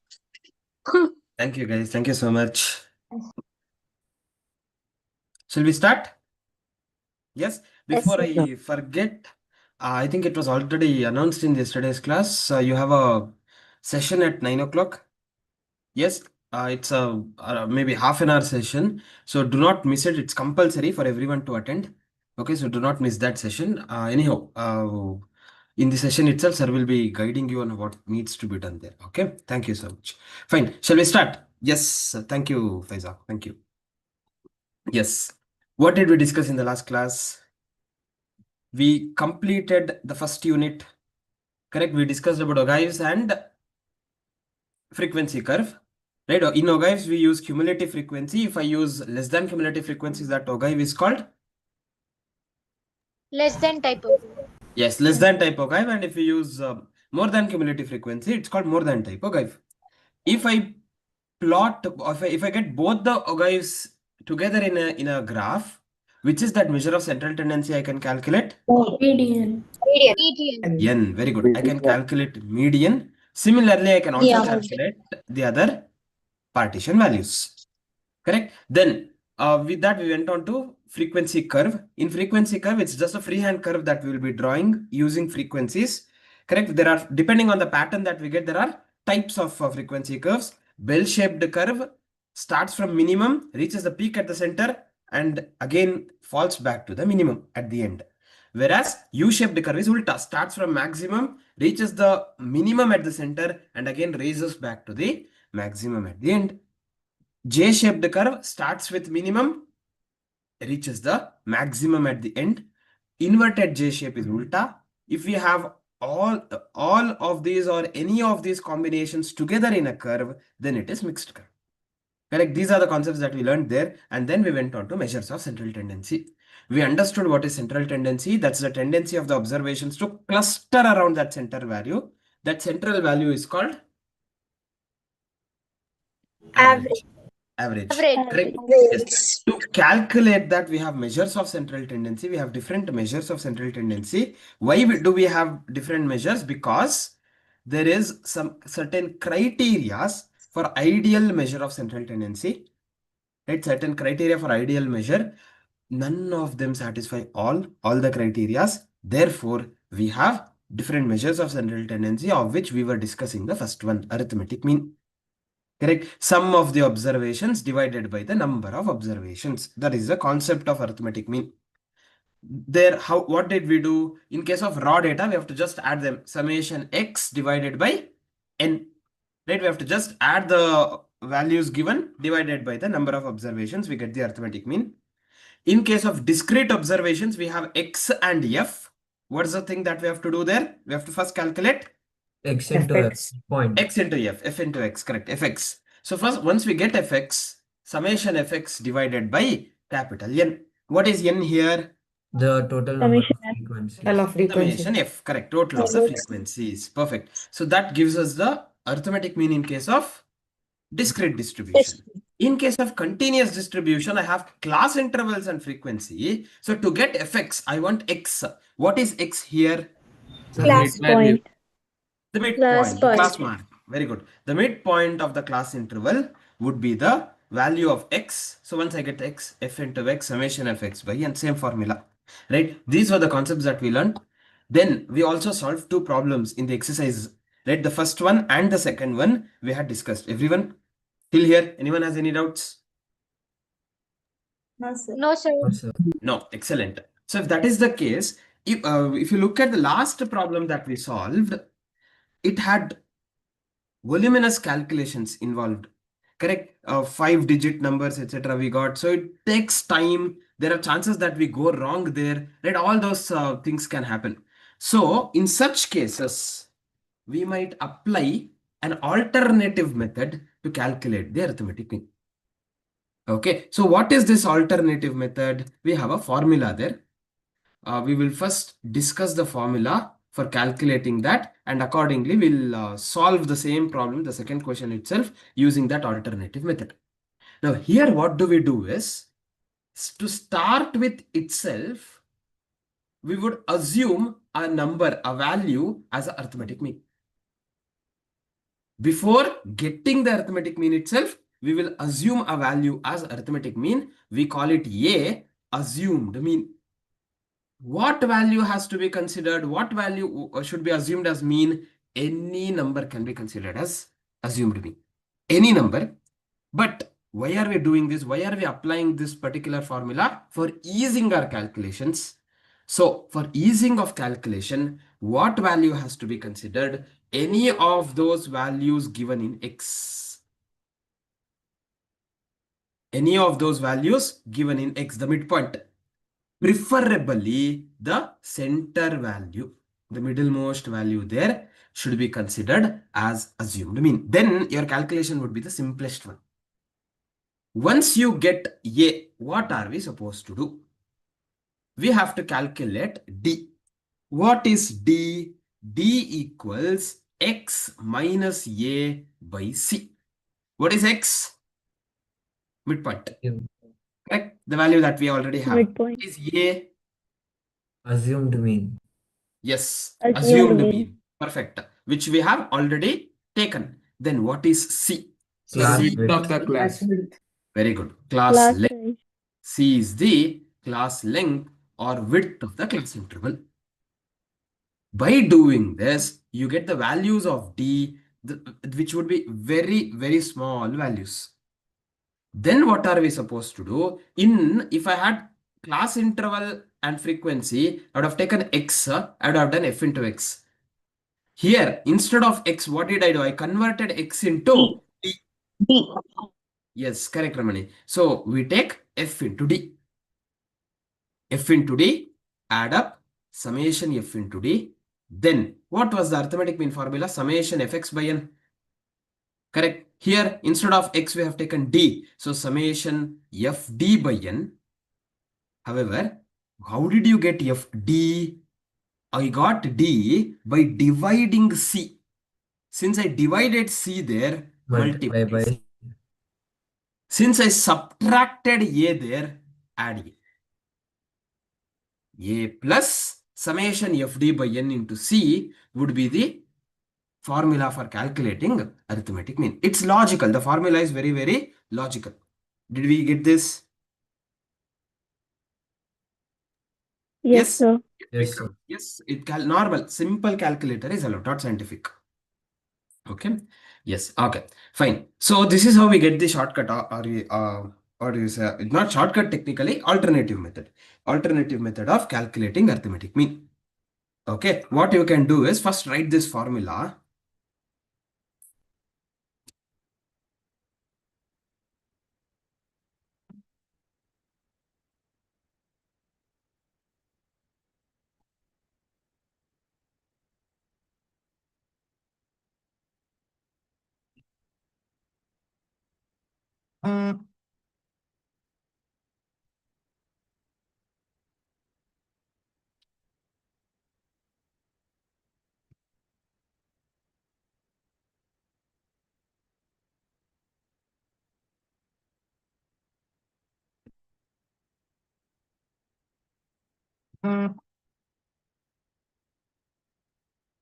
Once you're done with that formula, below that,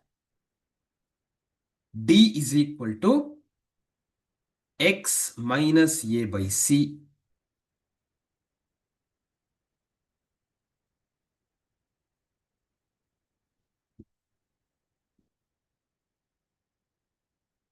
D equals X minus A by C. Below that, A is equal to assumed mean. A equals assumed mean within brackets.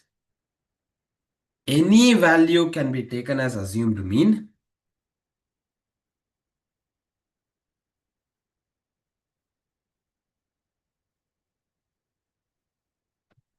Any value can be taken as assumed mean. However, for ease of calculation,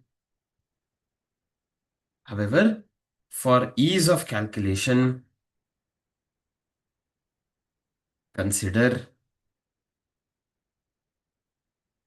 the middlemost value in X.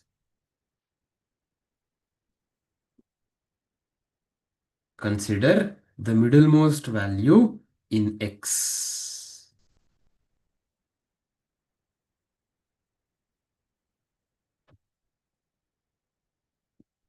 Then below that, C is equal to class length.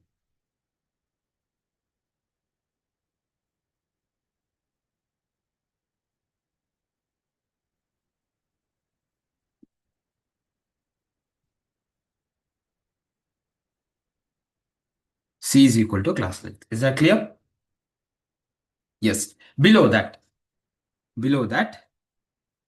for question number 2,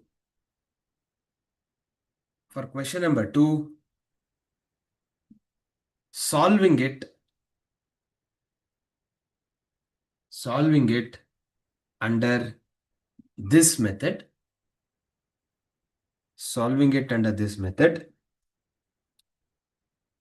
we get, so question number 2 was class interval 350 to 369, 370 to 389, 390 to 409, 410 to 429, 430 to 449, 450 to 469, 470 to 489. Frequencies 23, 38, 58, 82, 65, 31 and 11. Total being 308. This is what we had the question. So first thing is, what is the first step here? We want Assume Assume. assumed mean. Before I get the assumed mean, I'll go with midpoints. Very good. X we had 359.5. We had already solved this, so that's the reason I'm just going a little fast here. 379.5, 399.5, 419.5, 439.5, 459.5 and 479.5.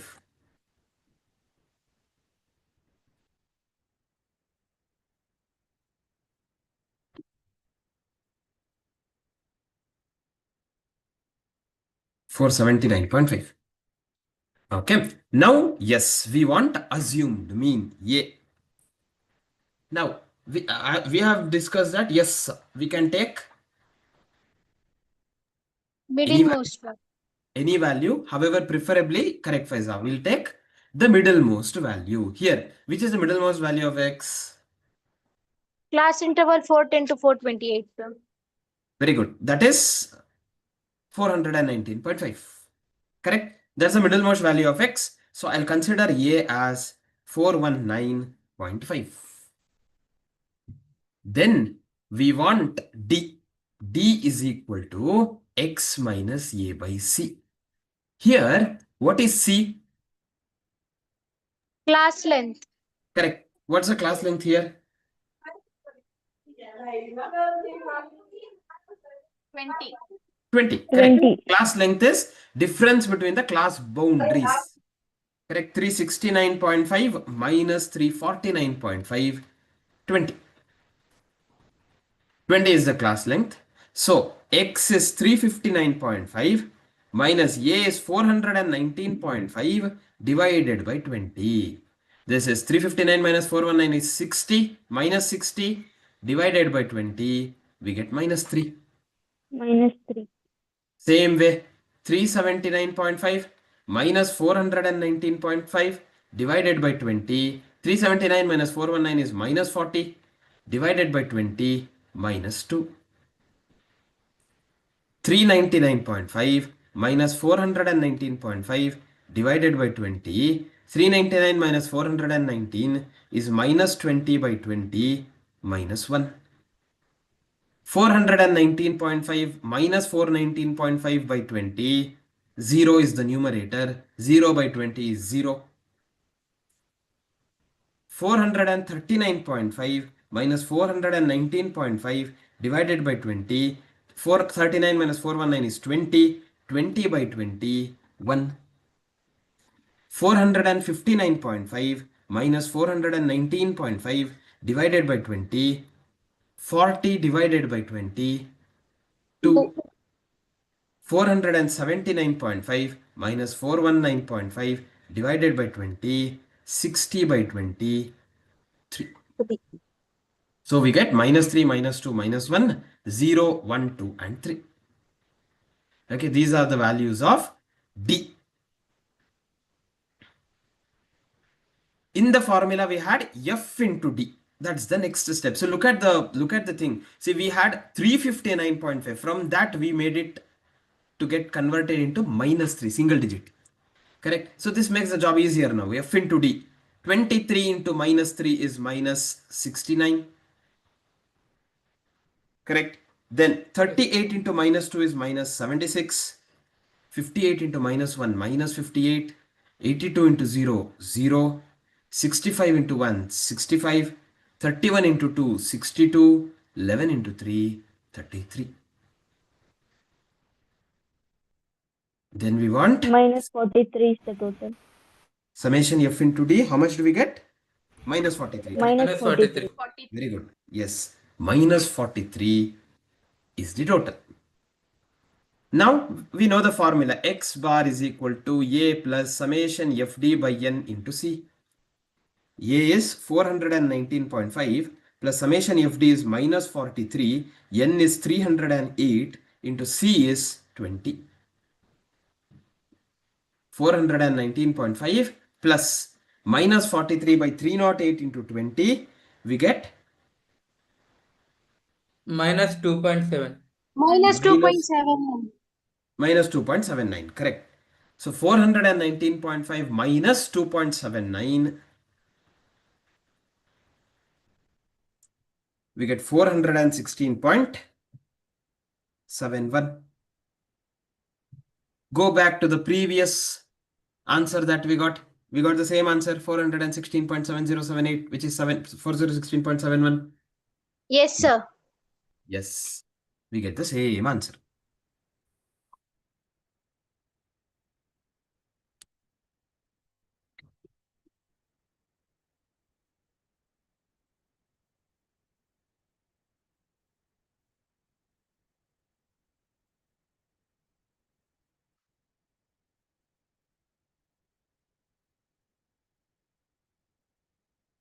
Complete this.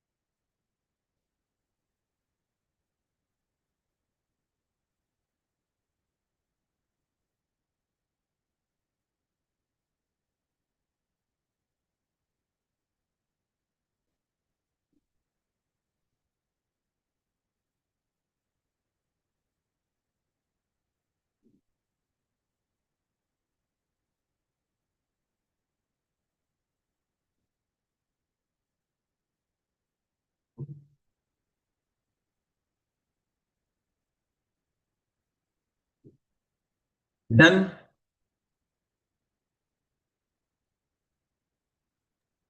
Yes, sir.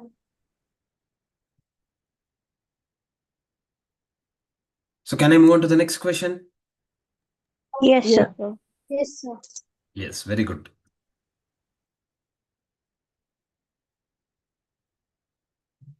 Absolutely fine, Kushal. There is no one will ask you to show the steps, etc. Why I am doing this in detail is we are learning the concepts here, so everyone should be on the same path, right? That's the reason I'm doing it. If you are comfortable, definitely you can skip, no problem. Come to question number 3. We have an interesting question here. Given that the mean height of group of students is 67.45 inches, find the missing frequencies for the incomplete distribution of height of 100 students. So they have given us the class intervals, they have given us the frequencies, but 2 frequencies are missing. We have to find those 2 frequencies with the arithmetic mean as 67.45. How do we do this? It's the same approach that we have followed in the first 2 questions. What did we have? We had class intervals, we have frequency. To get arithmetic mean or to follow the concept of arithmetic mean, what did we do? We got x, f into x, correct? Same thing we are doing here also. Okay, so I'll solve this. We have class intervals and frequencies. So class intervals given are 60 to 62, 63 to 65, 66 to 68, 69 to 71, 72 to 74. Frequencies 5, 18, these 2 are unknown. Okay, normally in mathematics or statistics, unknown will take it as x and y. However, since the midpoint is denoted as x here, we will get confused if I take this also as x. So I'll take this as a and b. Okay, there's no rule. You can take any alphabet we are comfortable with. And the last frequency is 8. Now, what would be n? N is total of the frequencies. Now, if I add up this, how much do I get? 31 plus A plus B. Excellent. 5 plus 18 is 23. 23 plus 8 is 31. Plus A plus B. Because they are variables, I cannot add them to the constant. Correct? I have to write them separately. 31 plus A plus B. Then I can easily get x value. 60 plus 62 divided by 2. 61. 61. 63 plus 65 by 2 is 64. 66 plus 68 by 2 is 67. 69 plus 71 by 2 is 70. 73. 73. Very good. Excellent. Then f into x. 5 into 61? 305. 305. Very good, Bhavesh. 18 into 64? 1152. 1052. Yes. 67 into A? 67. 67A. Very good. 70 into B? 73. 70B. 73 into 8? 584. 584. Perfect. Then add summation f into x.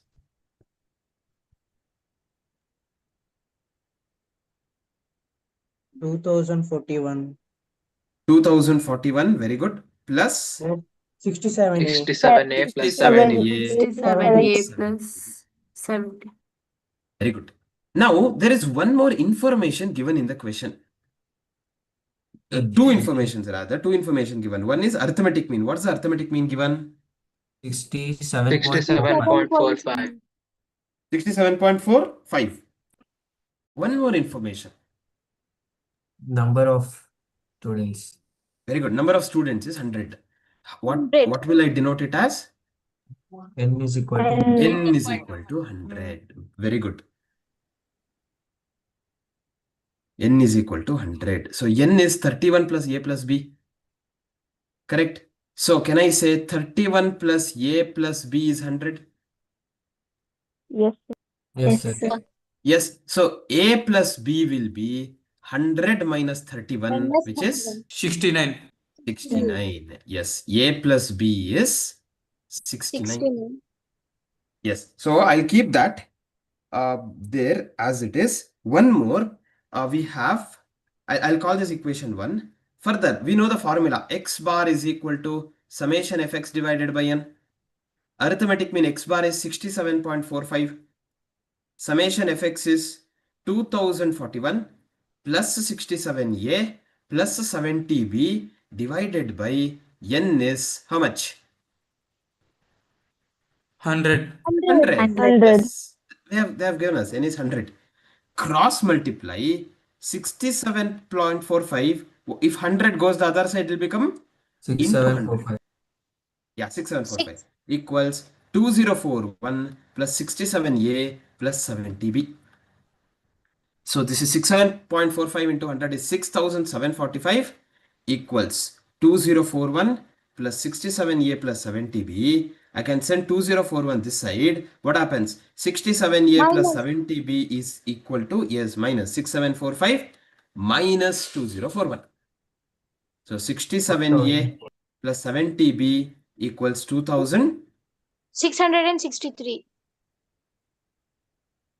Sorry, it's not 2000. 4000. 4004. 704, right? Yes, sir. Yes, sir. Yeah, 4704. So now I can call this second equation. Now I have two equations. Can we solve these two equations simultaneous? Yes. Yes, sir. We can Yes, solve. sir. Yes, sir. Yes. 67a plus 70b equals 4704 and a plus b is equal to 69. How do I solve this? I have to eliminate one variable. So how shall I? Sir, Sir, multiplying multiplying with Multiply. 67 Multiplied with by A is equal to 69 minus B. A is equal to 69 minus B. That is also possible. Very good. So there are two ways. Yes. So sir, one is I will multiply this equation by 67 or 70 as the case may be. Correct. Then I get 67A plus 70B is equal to 4704. 67A plus 67B equals 69 into 67. We get 4623. 3. So I can subtract the second equation from the first. 67A minus 67A gets cancelled. 70 minus 67 is 3B. 3B. 4704 minus 4623 is 81. If 3B is 81, B is 81 by 3, 27. 27. Yeah, B is 27. If B is 27, I know A plus B is 69. A will be 69 minus B, that is 69 minus 27. A will be 42. 42. 42. So these are the two frequencies. Okay, alternatively, you could have taken this as A is equal to B 69 minus B and substitute that in this equation. You would have got the same answer. So finally, what are these 20, 27 and 42? Those two frequencies. Those two missing frequencies. Yes. I'll go back to the previous slide, complete this, then I'll display the next one.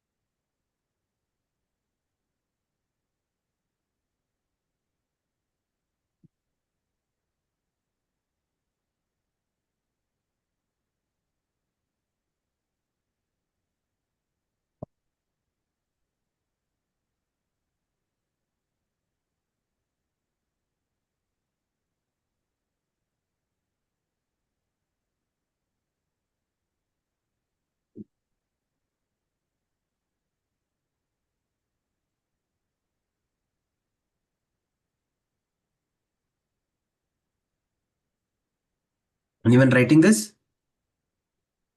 Yes, No, sir, sir. writing. Complete.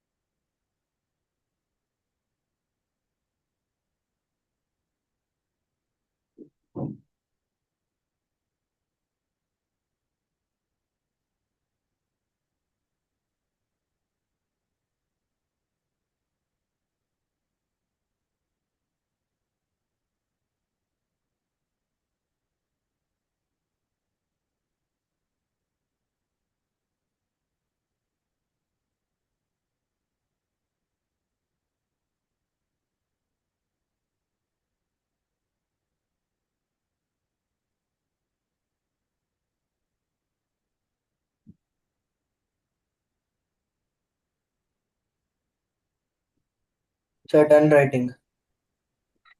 Yeah, everyone completed? Yes, sir. Yes. Yes, sir. Yeah, the last part of the solution. Quickly complete this as well.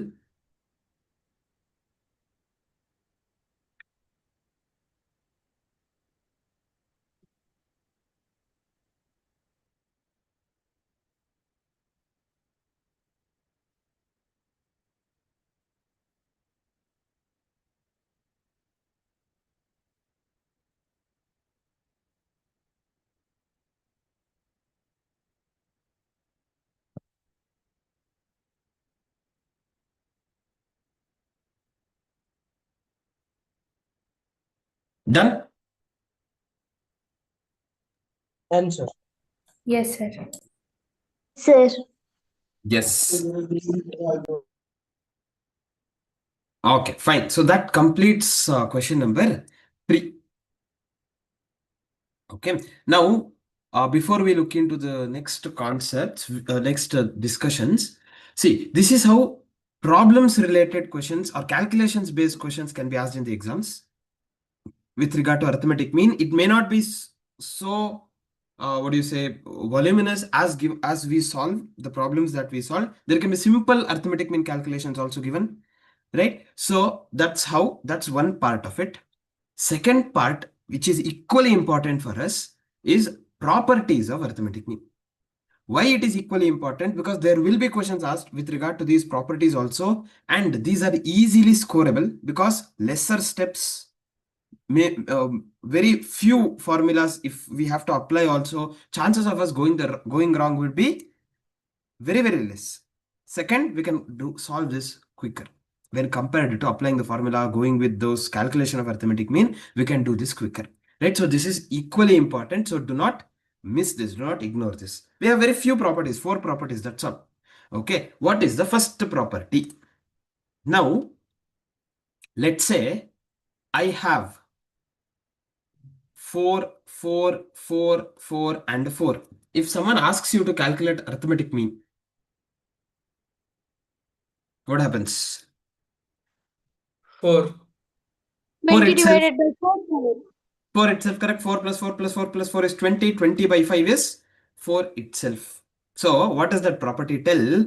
If all the observations are constant, say k, then arithmetic mean will be that constant itself. That is the first property. Did everyone understand this? A simple one. Yes, Write sir. down. Write down. Properties of arithmetic mean.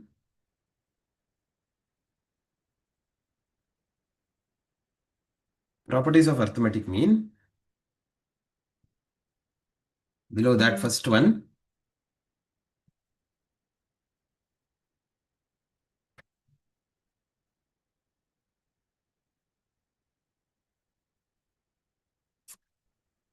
First one, if all the observations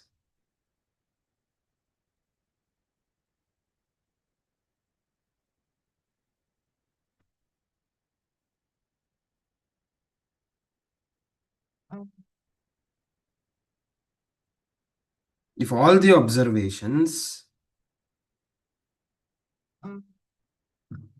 are constant, if all the observations are constant, say K, constant K. If all the observations are constant K,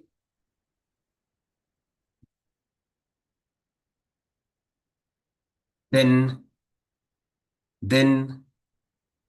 arithmetic mean is also K. Arithmetic mean is also K. Below that, example, if heights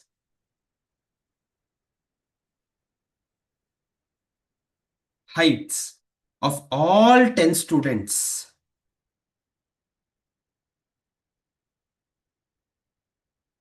if heights of all 10 students is 170 centimeters,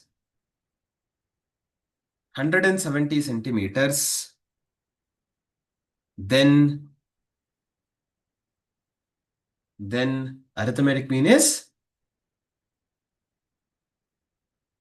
170 centimeter itself.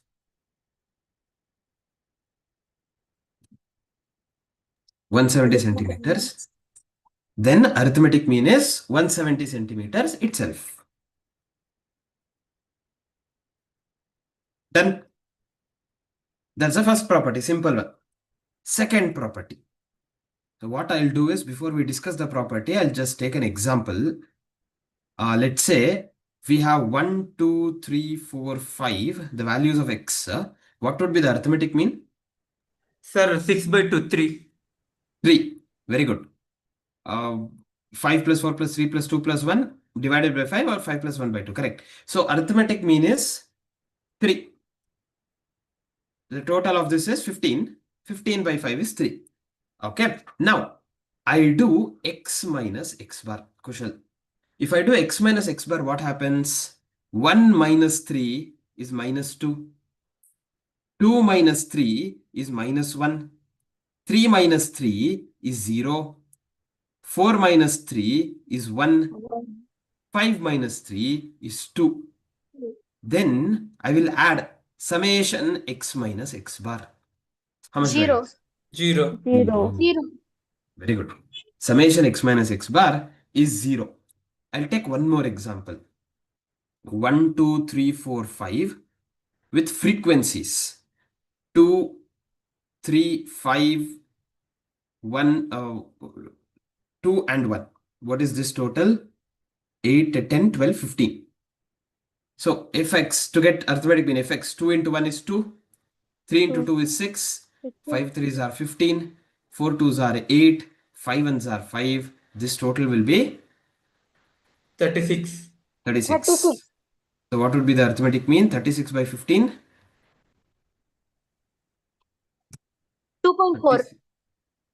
2.4. Perfect. 2.4 is the arithmetic mean. So I'll do same x minus x bar.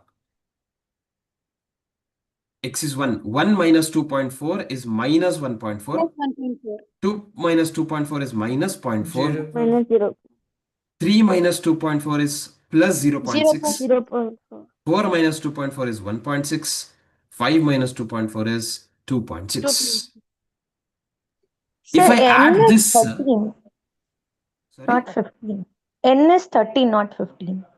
13. 8 13. plus 2, 10. Okay, it's not 15. Okay, sorry. 13. Okay, then my arithmetic mean also changes. 2.76. Okay, it goes on. Okay, no. What we will do is we'll have to change. Then this concept I'll not be able to explain. Make this 4, 3, make this 3 and make this 2. Then what would be the total? 10, sir. 10, correct? Yeah, total would be 10. That makes my job, the concept easier. So this will also change. 2 1s are 2, 2 2s are 4, 3 3s are 9, 4 2s are 8, 5 1s are 5. What's this total now? 28, sir. 28. 28. So what would be the revised arithmetic mean? 2.8. 2.8. Perfect. So 2.8 I will take. X minus x bar if I do, 1 minus 2.8 is minus 1.8. 2 minus 2.8 is minus 0.8. 3 minus 2.8 is 0.2. 4 minus 2.8 is 1.2. 5 minus 2.8 is 2.2. Here if you observe, here what did I do? X minus x bar I added. I got 0. Here if you observe, you will not get 0. Because we have something called frequency there. So I have to multiply it by frequency, f into x minus x bar. 2 into minus 1.8 is minus 3.6. 2 into minus 0.8 is minus 1.6.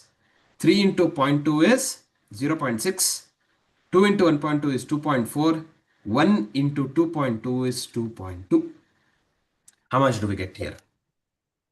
0. 0, sir. 0. So, for raw data, summation x minus x bar is 0. For discrete and continuous data, summation f into x minus x bar will be equal to 0. What is the concept? The sum of the deviations of the observation from arithmetic mean will always be 0. Sum of deviation is subtraction, difference. Deviation of the observation from arithmetic mean is always 0. That is the property. So here what can happen in exams? They can test you, they can tempt you. They'll give x 1 2 3 4 5. They'll give ask you to find out summation x minus x bar. So what will we do? We'll calculate x bar, then x minus x bar, then add up, we get 0. Oh, then we'll realize there is one property, summation x minus x bar is 0. So if we can grasp that property by looking at the question itself without solving it, you can just say 0 is the answer. You can save time and you can get full marks. Correct? So that's the reason these properties become important. Understanding? Did we get the Yes, sir. logic behind the property? This is the logic. Always it would be 0. Any question Yes, you sir. take, it will always be 0. Okay? Write down. The sum of, second property, the sum of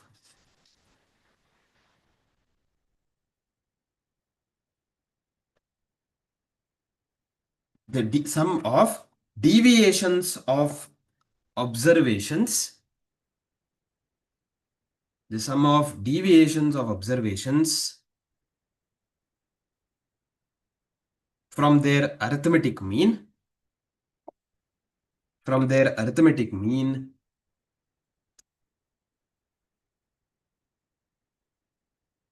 is 0. Sum of deviations of observations from their arithmetic mean is 0. Below that, 2 arrow marks. 2 arrow marks. Left hand side. Amit, following? Left hand side for ungrouped data.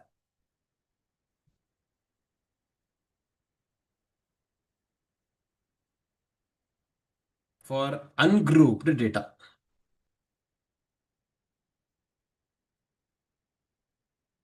Summation x minus x bar equals 0. Summation x minus x bar.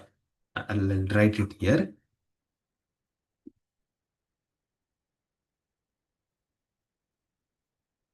Summation x minus x bar equals 0.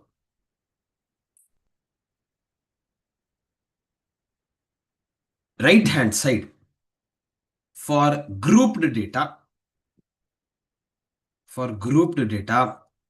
summation f into x minus x bar equals 0.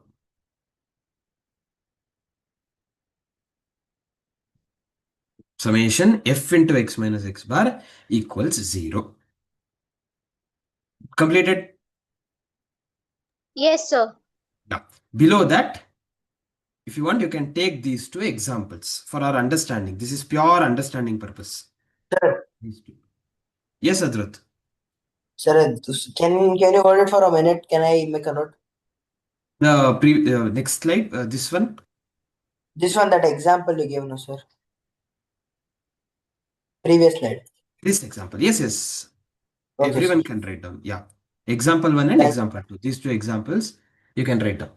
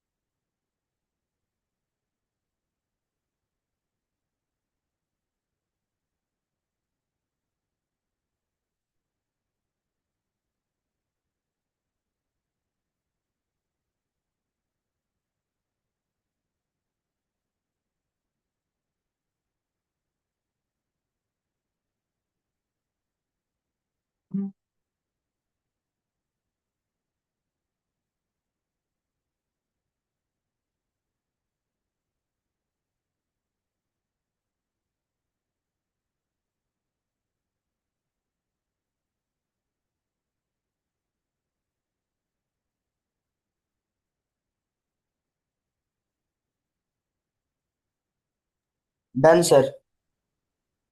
Anyone writing this? Anyone else writing? Just a minute, sir. Yeah, complete. No problem. Yes, sir. Complete.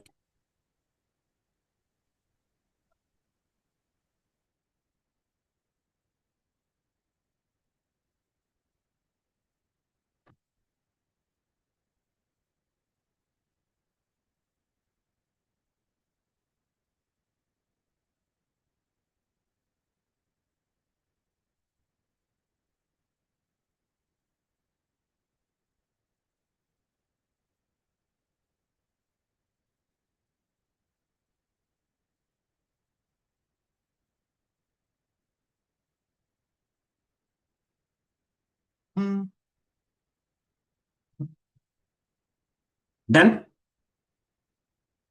Yes, sir. Yes, sir. Second property, Kushal. So see, if you look, did you understand this example, Kushal? No, sir. No.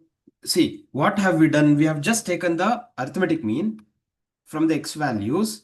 X minus x bar I have done. X minus x bar. That is this x value minus the arithmetic mean. X value minus the arithmetic mean. X value minus the arithmetic mean and add up.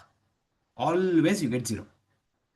Always you get 0. That is the property. The sum of deviation. What is deviation? Deviation is the difference. Variation.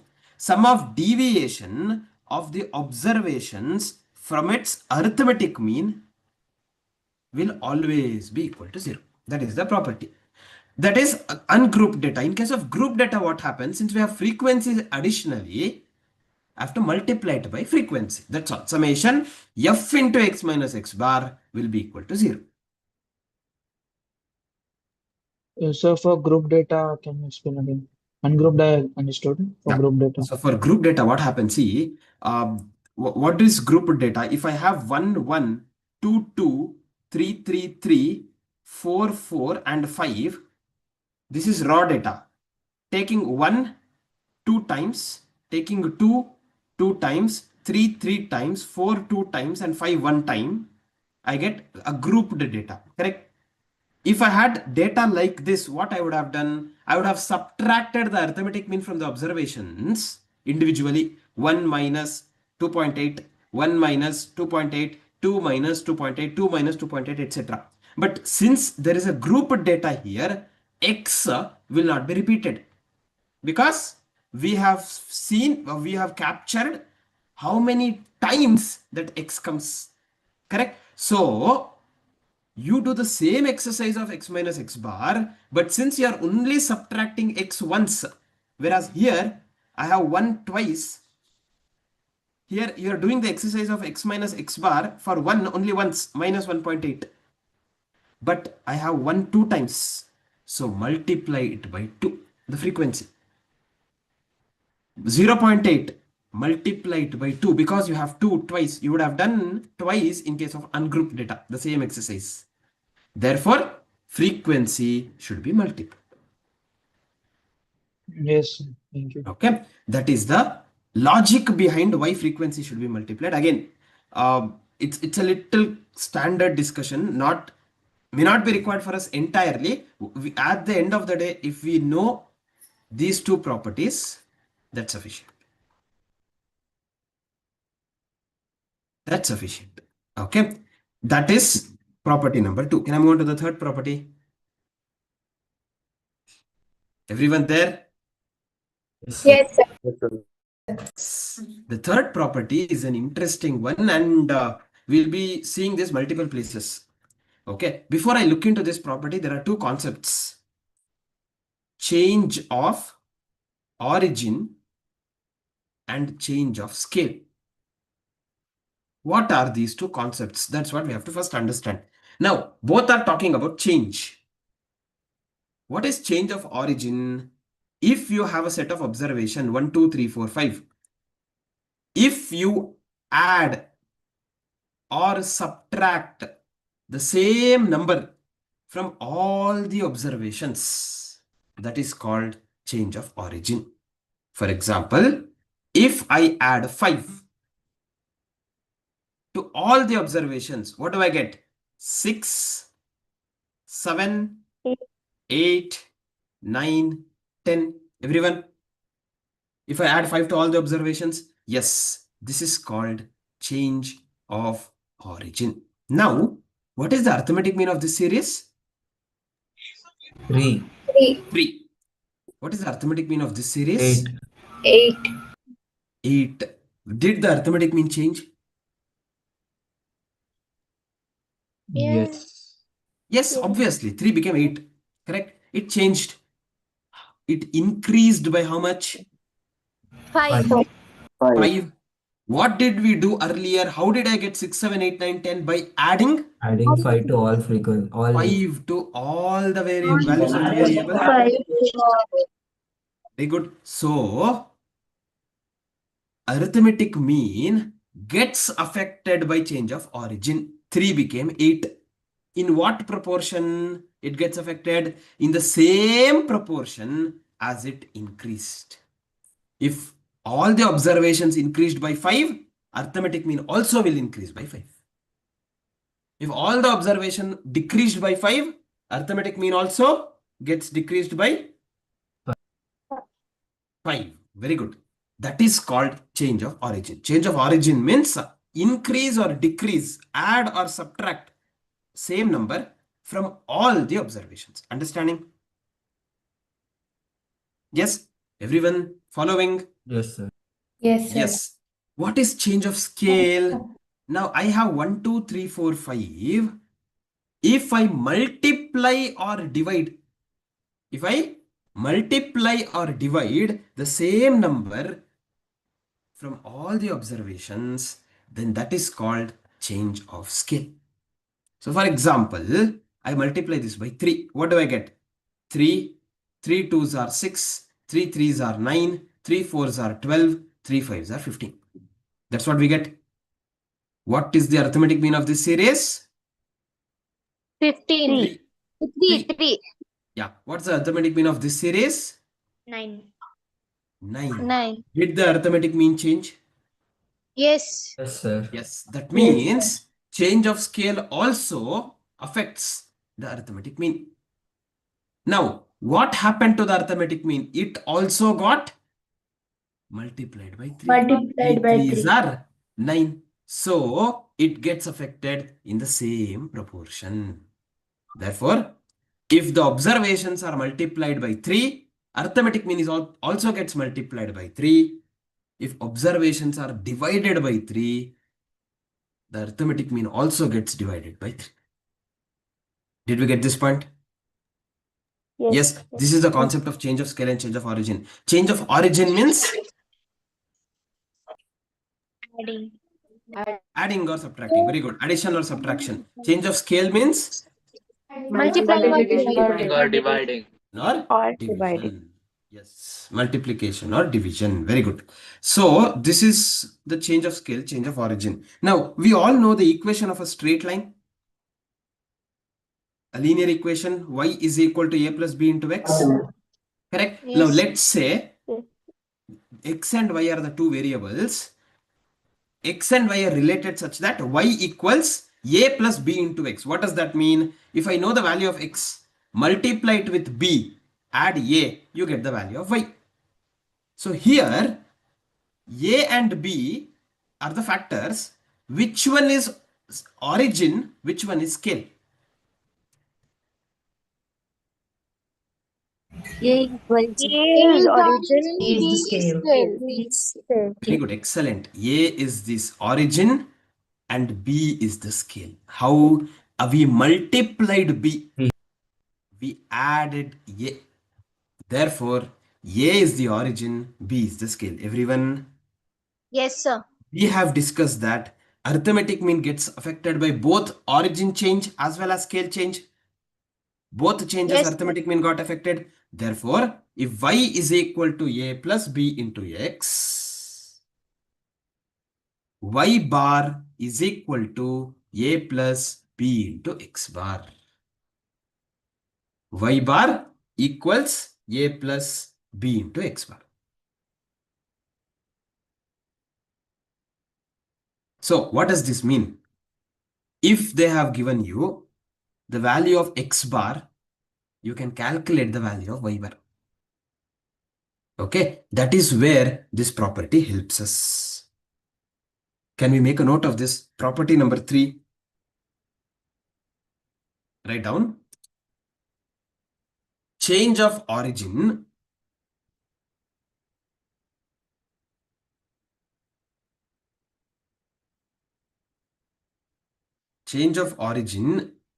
means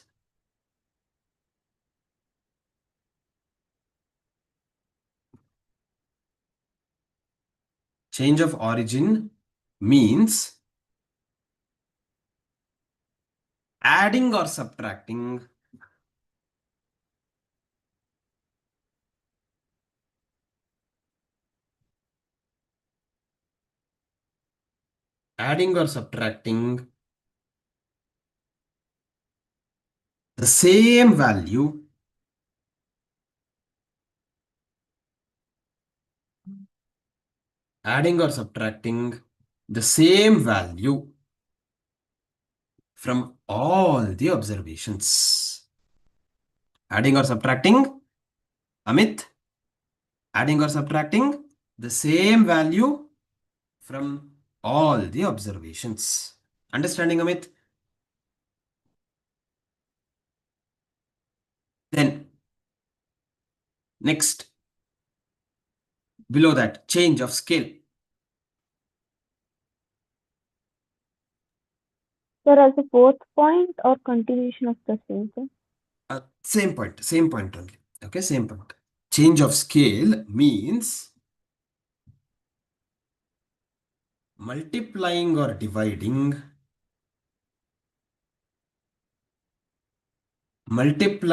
dividing the same number, same value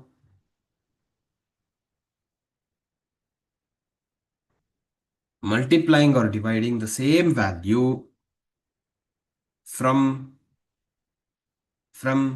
all the observations. From all the observations.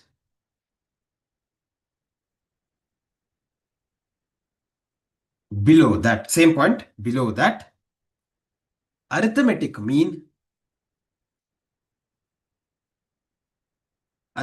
mean is affected. Arithmetic mean is affected due to change of origin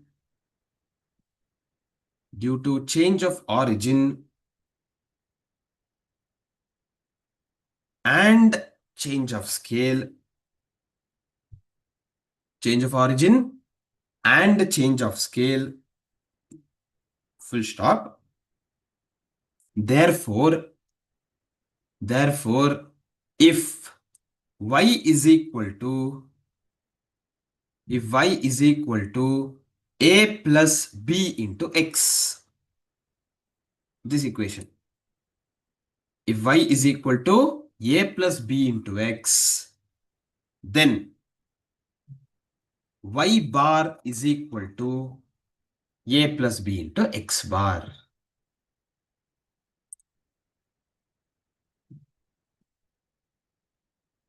Y bar equals a plus b into x bar.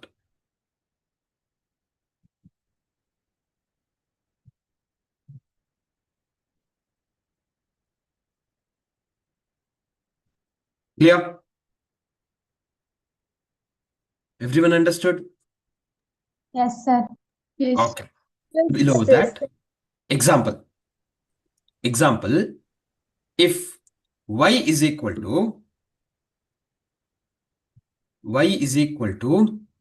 5 plus 3x.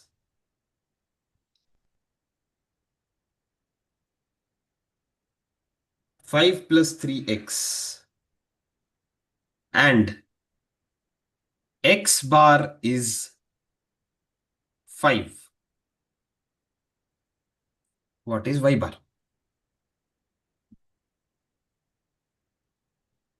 20, sir. 20. Very good, Jivan. 20. Yes, correct answers. Y bar will be a plus b into x bar. That's what we have discussed. Y bar will be, what is a here? 5. What is b here? 3. What is x bar? 5. So y bar equals 5 plus 3 5s are 15. Y bar is 20.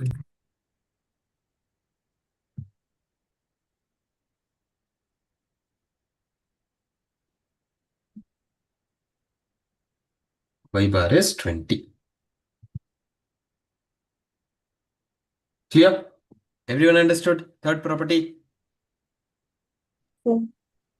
Yes. So this leads us to the last property. What is this last property? Okay, before I that, we'll discuss about that, Rachana. Okay, we'll discuss. The last property is, now let's say we have x frequencies or the number of observations, whatever it is, and y and corresponding number of observations. 2 sets. So you had x, you calculated x bar, you have y, you calculated y bar. Now they want to merge these two x and y together. They're asking you to calculate arithmetic mean of this. What will we do? We will add xy, xy, xy and get this. Again, recalculate by applying the formula. If I do that, then it will be cumbersome, right? I have calculated x bar already, calculated y bar already. Again, I'm redoing that exercise. So instead of doing that, if we have x bar for n1 number of observations, y bar as the arithmetic mean for n2 number of observations, both put together, combined arithmetic mean. Okay, I'll call this x1 bar and x2 bar. That will be easier. X1 bar and x2 bar. Combined arithmetic mean x bar will be n1 x1 bar plus n2 x2 bar divided by n1 plus n2. This is the formula for combined arithmetic mean. I'll repeat this. If we have 2 sets of observations, first set has n1 number of observations. Its arithmetic mean is x1 bar. Second set has n2 number of observations. Its arithmetic mean is x2 bar. Then, if you want the arithmetic mean of the 2 sets of observations together, combined arithmetic mean will be n1 into x1 bar, the total of this, n2 into x2 bar, the total of this, add up, divided by n1 of this, n2, total number of observations, n1 plus n2. Sum of the observations by number of observations. Same concept, done in a different manner. n1 x1 bar plus n2 x2 bar divided by n1 plus n2. Did we get this? Combined arithmetic mean formula? Yes? Yes, sir. Yes. Right. This will be asked in the exams. Normally, this is focused on combined arithmetic mean. Write down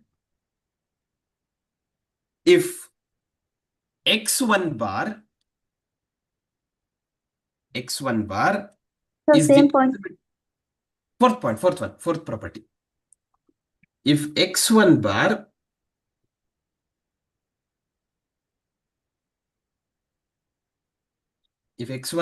is the arithmetic mean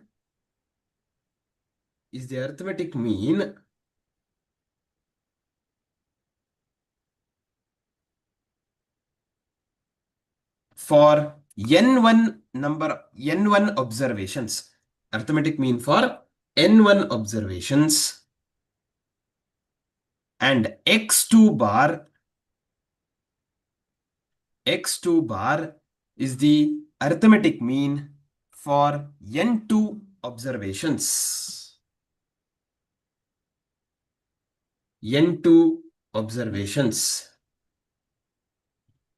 Then combined arithmetic mean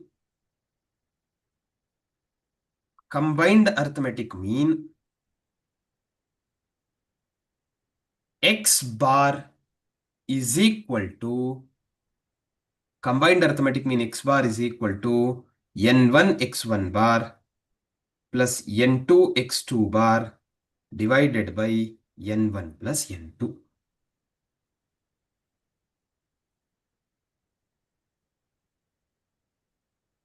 n1 plus n2.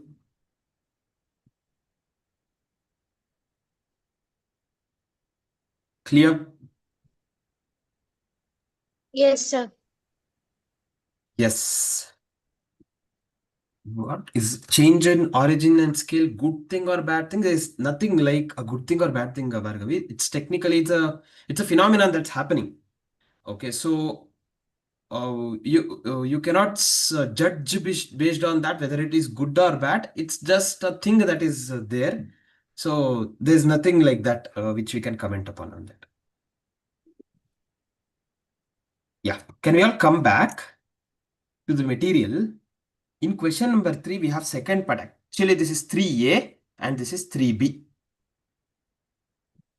Okay, so here, can we solve this? We have learned the property, the formula. The mean salary for group of 40 female workers is 5,200 per month. For group of 60 male workers is 6,800 per month. What is the combined mean salary? Combined arithmetic mean. This is how the questions will be. Typical examination question.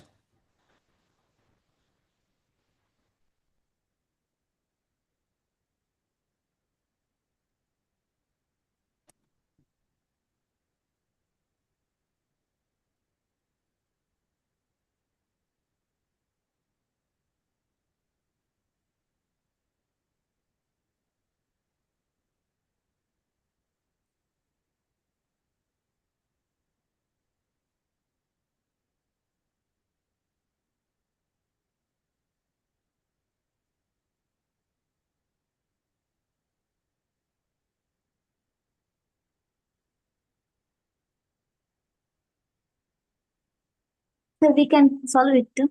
Yes. Solve. Apply that formula, you'll get the answer. Okay, sir.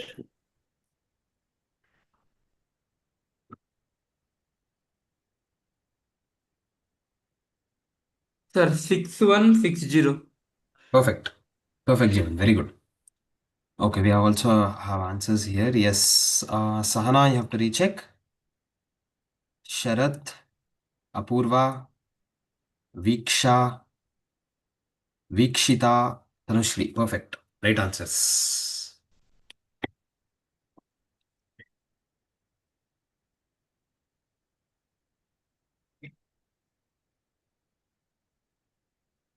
Yes, Mayur, correct.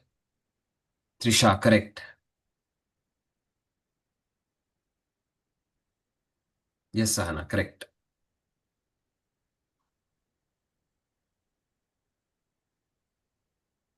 Srinitya, correct. Navami, correct. Good. So here, they are telling mean salary for a group of 40 female workers. So N1 is 40. What is the mean salary? 5,200. So arithmetic mean X1 bar is 5,200. Group of 60 workers. N2 is 60. The mean salary is 6,800. So they are asking a combined arithmetic mean. We know the formula N1 X1 bar. See, every time, even if you know the formula, doesn't matter, write it. That will help you to grasp that formula. You need not by heart later. N1 X1 bar plus N2 X2 bar divided by N1 plus N2. So here N1 is 40, X1 bar is 5,200, N2 is 60, X2 bar is 6,800 divided by 40 plus 60. So 5,200 into 40 is 2 lakh. 8,000. 8,000. 8,000. 6,800 into 60 is 4 lakh. 4 lakh 8,000. 8,000 divided by 40 plus 60, 100. 6,16,000 divided by 100. We get rupees 6160. 6160. That's the combined arithmetic mean. Combined mean salary. Did anyone has any doubts here in this question? No, sir. No. Good. Complete this. And if anyone is writing, complete it. This completes our properties on arithmetic mean. These are the 4 properties. Okay, what were the properties? 1, if all the observations are constant, arithmetic mean is that constant itself. 2, sum of deviations of observation from arithmetic mean will always be 0. 0. 0. Very good. 0. 3, arithmetic mean gets affected by change of origin as well as change of scale. 8. Therefore, if y is equal to a plus b into x, y bar will be A plus B X bar. a plus b into x bar. Perfect. The last properties was about combined arithmetic mean. The formula will be n1 x1 bar plus n2 x2 bar divided by n1 plus n2. Yes. n1 plus n2. So there is also a fifth property, which is on combined mean. This is the combined mean, no? No, there's another fifth property, sir, which is the fifth property. This property can be extended to more than 2 groups, and then the combined Yes. arithmetic mean will be.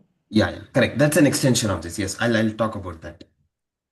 Again, that level of discussion may not be relevant for us at this particular point in time, but yes, that is always there. Here we had two sets of observation. What if I had 3, n3 and x3 bar? Still, I can apply the same formula. n1 x1 bar plus n2 x2 bar plus n3 x3 bar divided by n1 plus n2 plus n3. Likewise, 4, 5, 6, how much ever it is, you can apply this formula. Is that clear? Yes, sir. Yes, sir. Yes, very good. Anyone still writing this?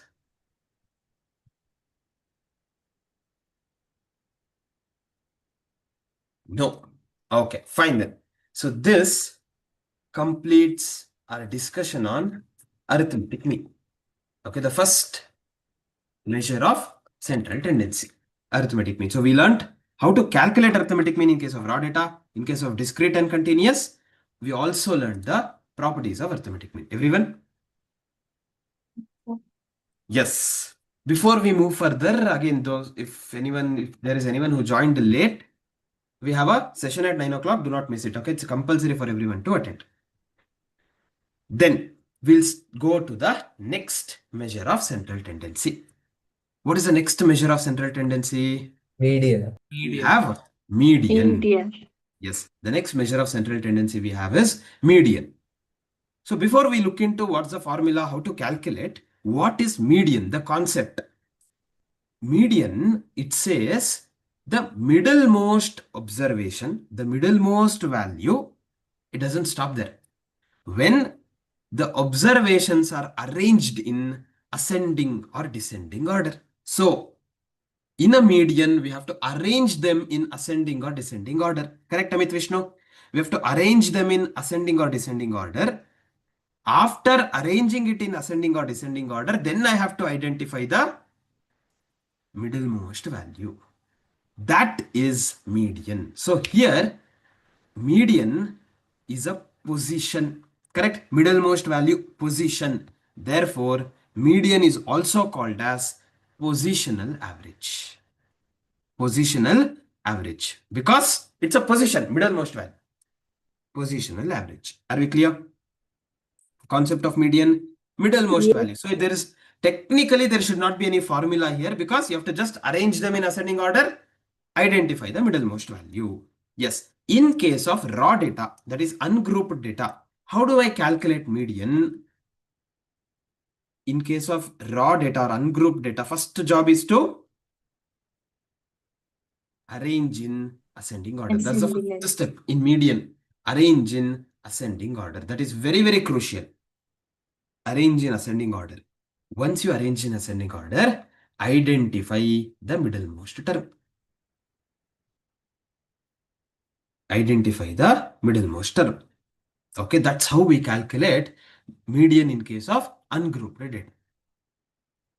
Write down median,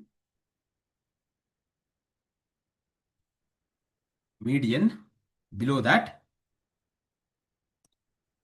it is a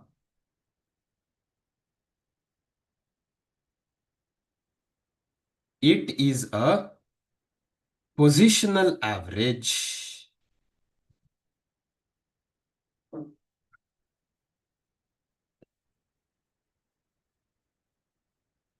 It is a positional average. That is the value of a median.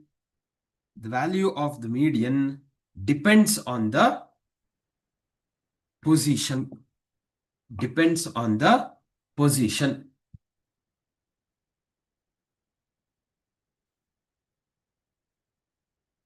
Value of median depends on the position.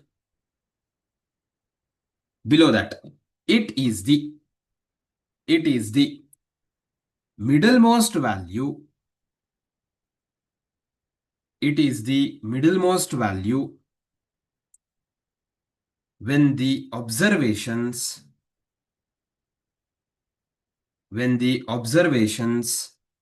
are arranged in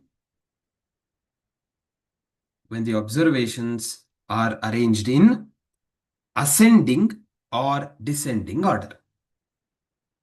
When the observations are arranged in ascending or descending order. Okay, even though it says ascending or descending order, uniformly we always go with ascending order of presentation, correct? We present it in ascending order, identify the middlemost value. Understood, everyone? Yes, Nachiket, following? Okay, below that, example, find the median for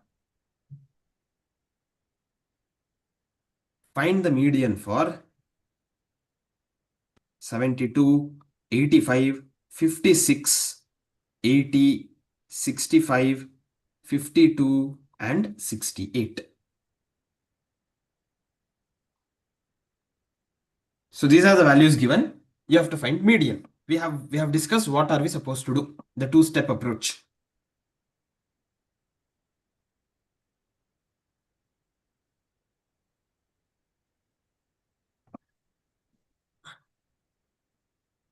Sir, 68.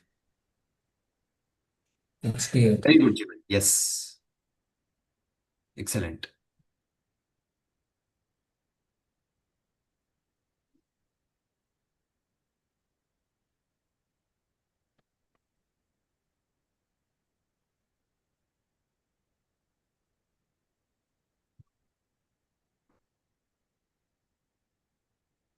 Yes, Tanashri, good.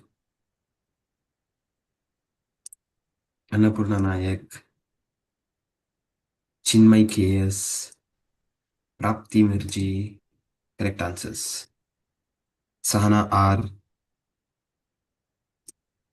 Rachana, Nandita, Faiza, Nandita C, Apurva Jogi, Amit, Naveen. Yeah, we have good number of answers. Kavya, Navami, good, correct answers. Yes, Bhavesh, Sanjana, Rima, Ashika, Samruddhi, Sunil. Right answers. Good. So what are we supposed to do? We have to first arrange them in Arrange it in ascending. correct Sending ascending order. order. Yes, we would have done that in our school days. Ascending order, descending order, etc. Correct. So which is the lowest one? 52, 56. Then 60. 65, 68, 72, 80. 80, 85. Then you have to identify the middlemost value. So we have 3 observations here, 3 observations on the right. 68 should be the middlemost. Correct, Adrut? Yes. 68 is the middlemost value. Therefore, median is 68. Did everyone understand this calculation? Yes, sir. Means the Yes. middlemost value should be the median, no, sir? Yes, always. Okay, sir. Very good. One more example. 56, 82, 96, 120, 110, 82, 106, and 100. We have not learnt this concept. There's one new concept that we have here. We'll discuss. But meanwhile, you can try this.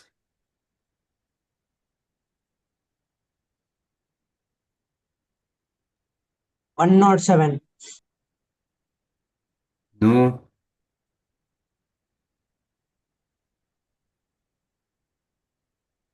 Sir, 103.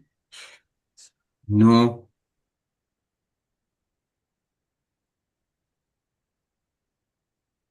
One not one. Sir, 101. 101, sir.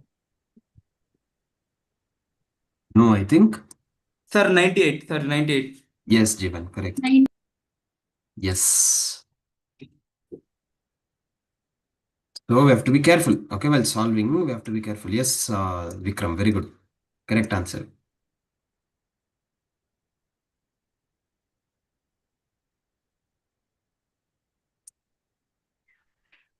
Yes, Swati.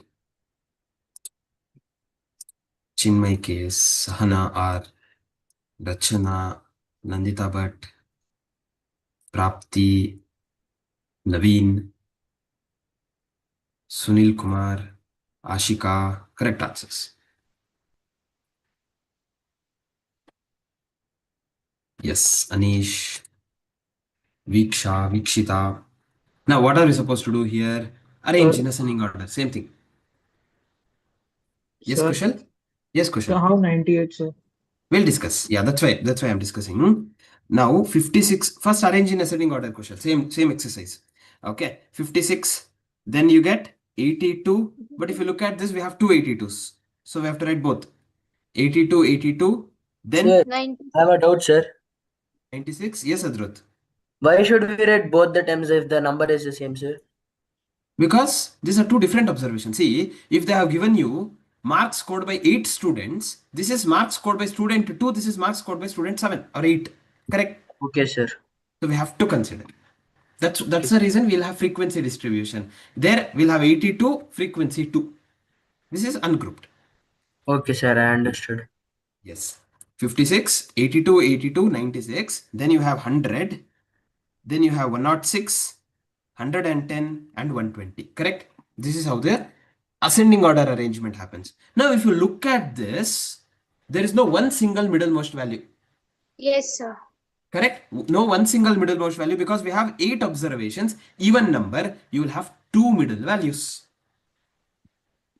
When we get 2 middle values, how do I get median? Median would be just average of these two. 96 plus 100 by 2, 98.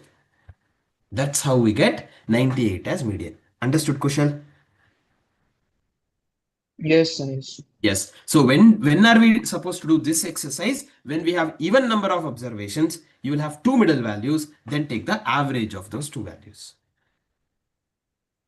Okay. Can we complete this example? Yes, sir. Yes.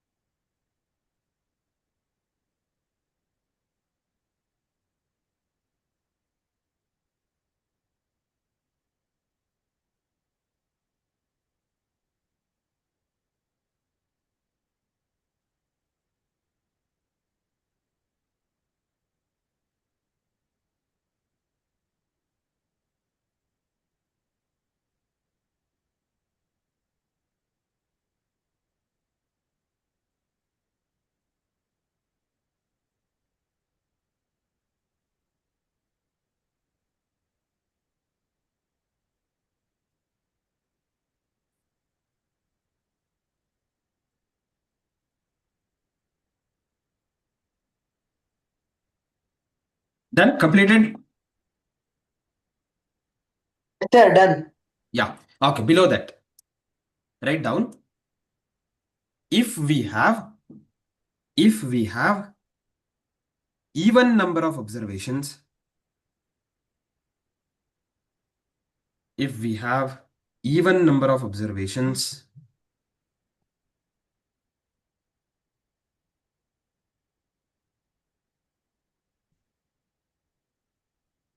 even number of observations, then there will be two middle values. Then there will be two middle values.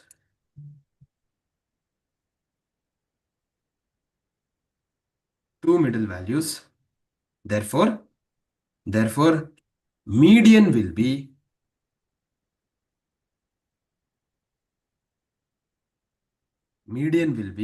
the average of Bhavish, this average of the two middle values. Average of the two middle values. Clear? Yes, sir. Yes, that's how we calculate median when we have raw data, ungrouped data. Till here, everyone clear? Yes, sir. Yes. What happens if we have grouped data? That is what we are supposed to discuss before that. Yeah, okay, fine. Sir. So, yes, Adrit. Sir, the next, you told us, sir, we will be having from 9 o'clock, sir. What's the timing from 9 o'clock to which, sir? He'll be there for half an hour. That is Okay. when the session starts, he will announce. Okay, don't worry about that. Okay, sir. Thank you.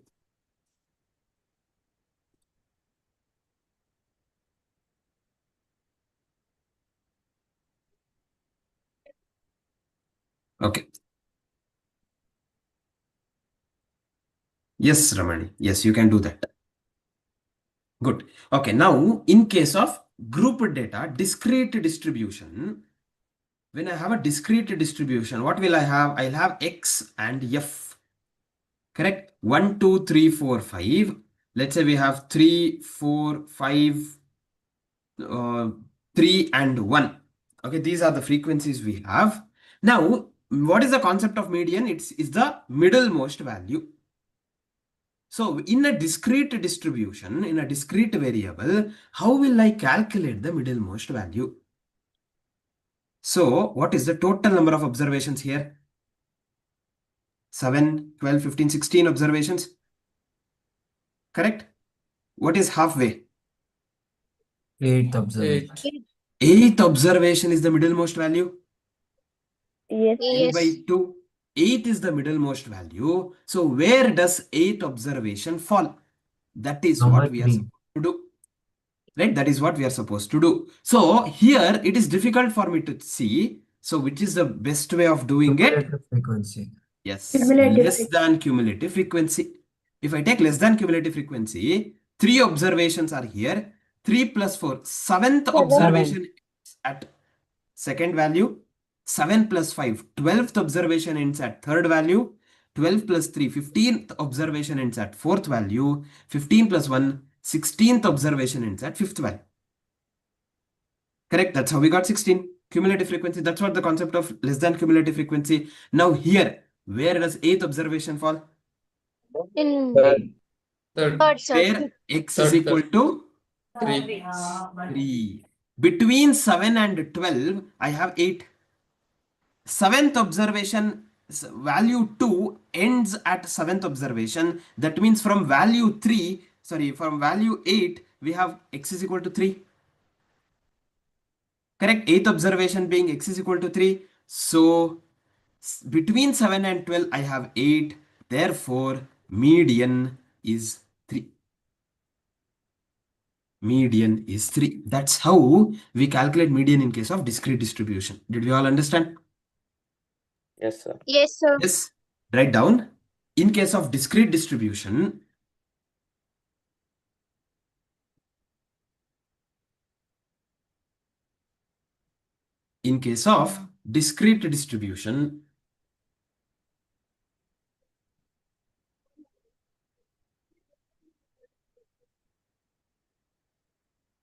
find out the less than cumulative frequencies. Find out the less than cumulative frequency, LCF. Full stop. Below that, median will be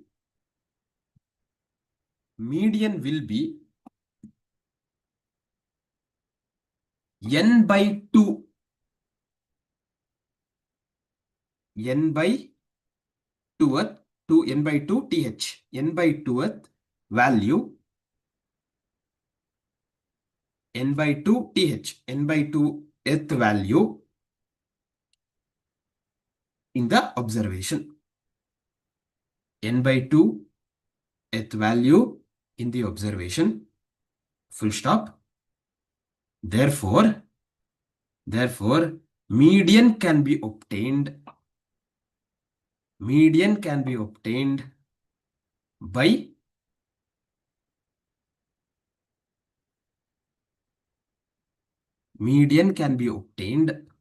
by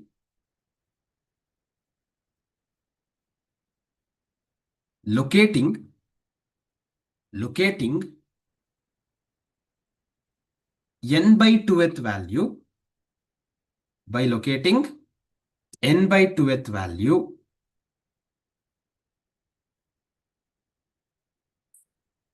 by locating n by 2th value in LCF column.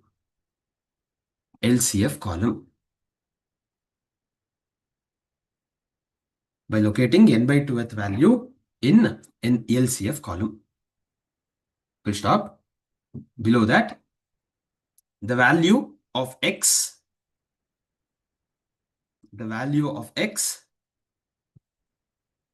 corresponding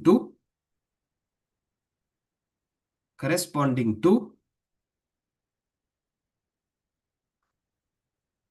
the n by 2th value, the value of x corresponding to the n by 2th value in LCF column is median. That value of x is median. In our example, we got 3 as median, correct? Yes, we can write down this example quickly. Yes, discrete.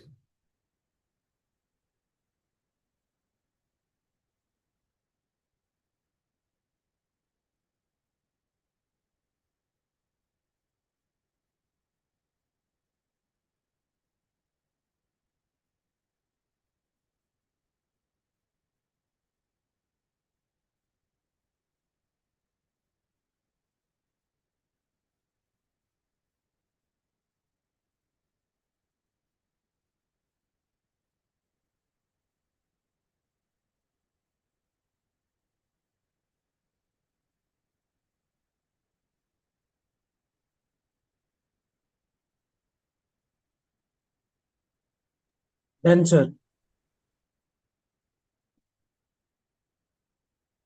Everyone completed? Yes, sir. Yes, sir. Yes, sir. Yes, sir. Yes, very good. That's how we have to calculate median in case of discrete variables. Okay, that's how we calculate it in case of discrete. Same approach we follow in case of continuous variable also. So how did we get 3? Okay, I'll explain, Kushal. See, if you look at this, we know, Kushal, median is middlemost value, correct? So here 16 is the total observations. 16 by 2 is half, that is the middlemost value. 8th observation would be the median. So among this, where do I get 8th observation? Which value of x has 8th observation? For that, I will calculate less than cumulative frequency. First 3 observations, 1, 2 and 3 is taken by 1. The next 4 observations, that is 4, 5, 6, 7 is taken by 2. The next 5 observations, that is 8, 9, 10, 11, 12 is taken by 3. So where is 8th observation? At x is equal to 3. Understood, Kushal? Yes, sir. Yes. Yeah, that's how we calculate discrete. So in case of continuous also, it's the same approach. Okay, the first part of it, the first step of it is the same, because ultimately even continuous distribution is grouped, correct? Here in continuous distribution, instead of x, what will I have? fx. Class interval. Class intervals. Correct. Instead of x, I'll have class intervals. Group class intervals and frequencies. So I'll have 0 to 10, 10 to 20, 20 to 30, 30 to 40, etc. The corresponding frequencies 2, 3, 4, 5, etc. Same approach. What did we do in discrete? First step was to get the Class value. LCF column. Correct. LCF column. Correct. Less than cumulative frequency 2, 5, 9 and 14. And then what did we do here? We took n by 2, half. Correct. What is n here? 14. 14 by 2 is 7. 7. Where does 7 fall? Which class interval? Sir, 20 to 30. 20 to 30. Till here, it's the same step, same approach as discrete. Yes. Correct. So here what did we do? We identified that yes, it is in this particular row. So median is 3. Here we have identified that yes, n by 2 7 is in this particular class interval 20 to 30. But I cannot say median is 20 to 30 because median should be one single value. Median cannot be entire range of 20 to 30. However, I can say that median is in this class interval. Correct? Median is in this class interval 20 to 30. So this class interval 20 to 30 is called median class. What is it called? Median class. Median class. What is median class? The class interval in which median is located. Okay, the class interval in which median is located. That is the first step that we will do in continuous. First, identify median class. Once we identify median class, what happens? We'll discuss it in the next class. Good Yes. evening. Namaste. Hi, everyone. Hi, sir. Hi, sir. Waiting for your voice only. Friends, 5 minutes quick break you have. And sharp 9 o'clock, we are resuming the session. Compulsory for everyone. Half an hour. After that, we'll continue with the alumni. If you want, you can stay back. Otherwise, relax and chill. ಯಾರಿಗೆಲ್ಲ 9 o'clock ಊಟ ಮಾಡ್ಬೇಕಂತ ಇರುತ್ತಲ್ವಾ plate ಇಟ್ಕೊಂಡು ತಿನ್ಬೋದು ಏನು ತೊಂದರೆ ಇಲ್ಲ ನೋಡಿ ನಾನು ಬೀಟ್ರೂಟ್ ತಿಂತಾ ಇದ್ದೀನಿ ಯು ಕ್ಯಾನ್ ಆಲ್ಸೋ ಈಟ್ ಏನೋ is it clear? So all of you come back by 9 o'clock. Sorry, sir. Thank you. Yes, 9 o'clock, everybody should be inside the meeting. Don't drop. Thank you. Thank you, sir. Bye, sir. Thank you, sir. Thank you, sir. Thank you, sir. End the recording. End the recording. Thank you, sir. Host,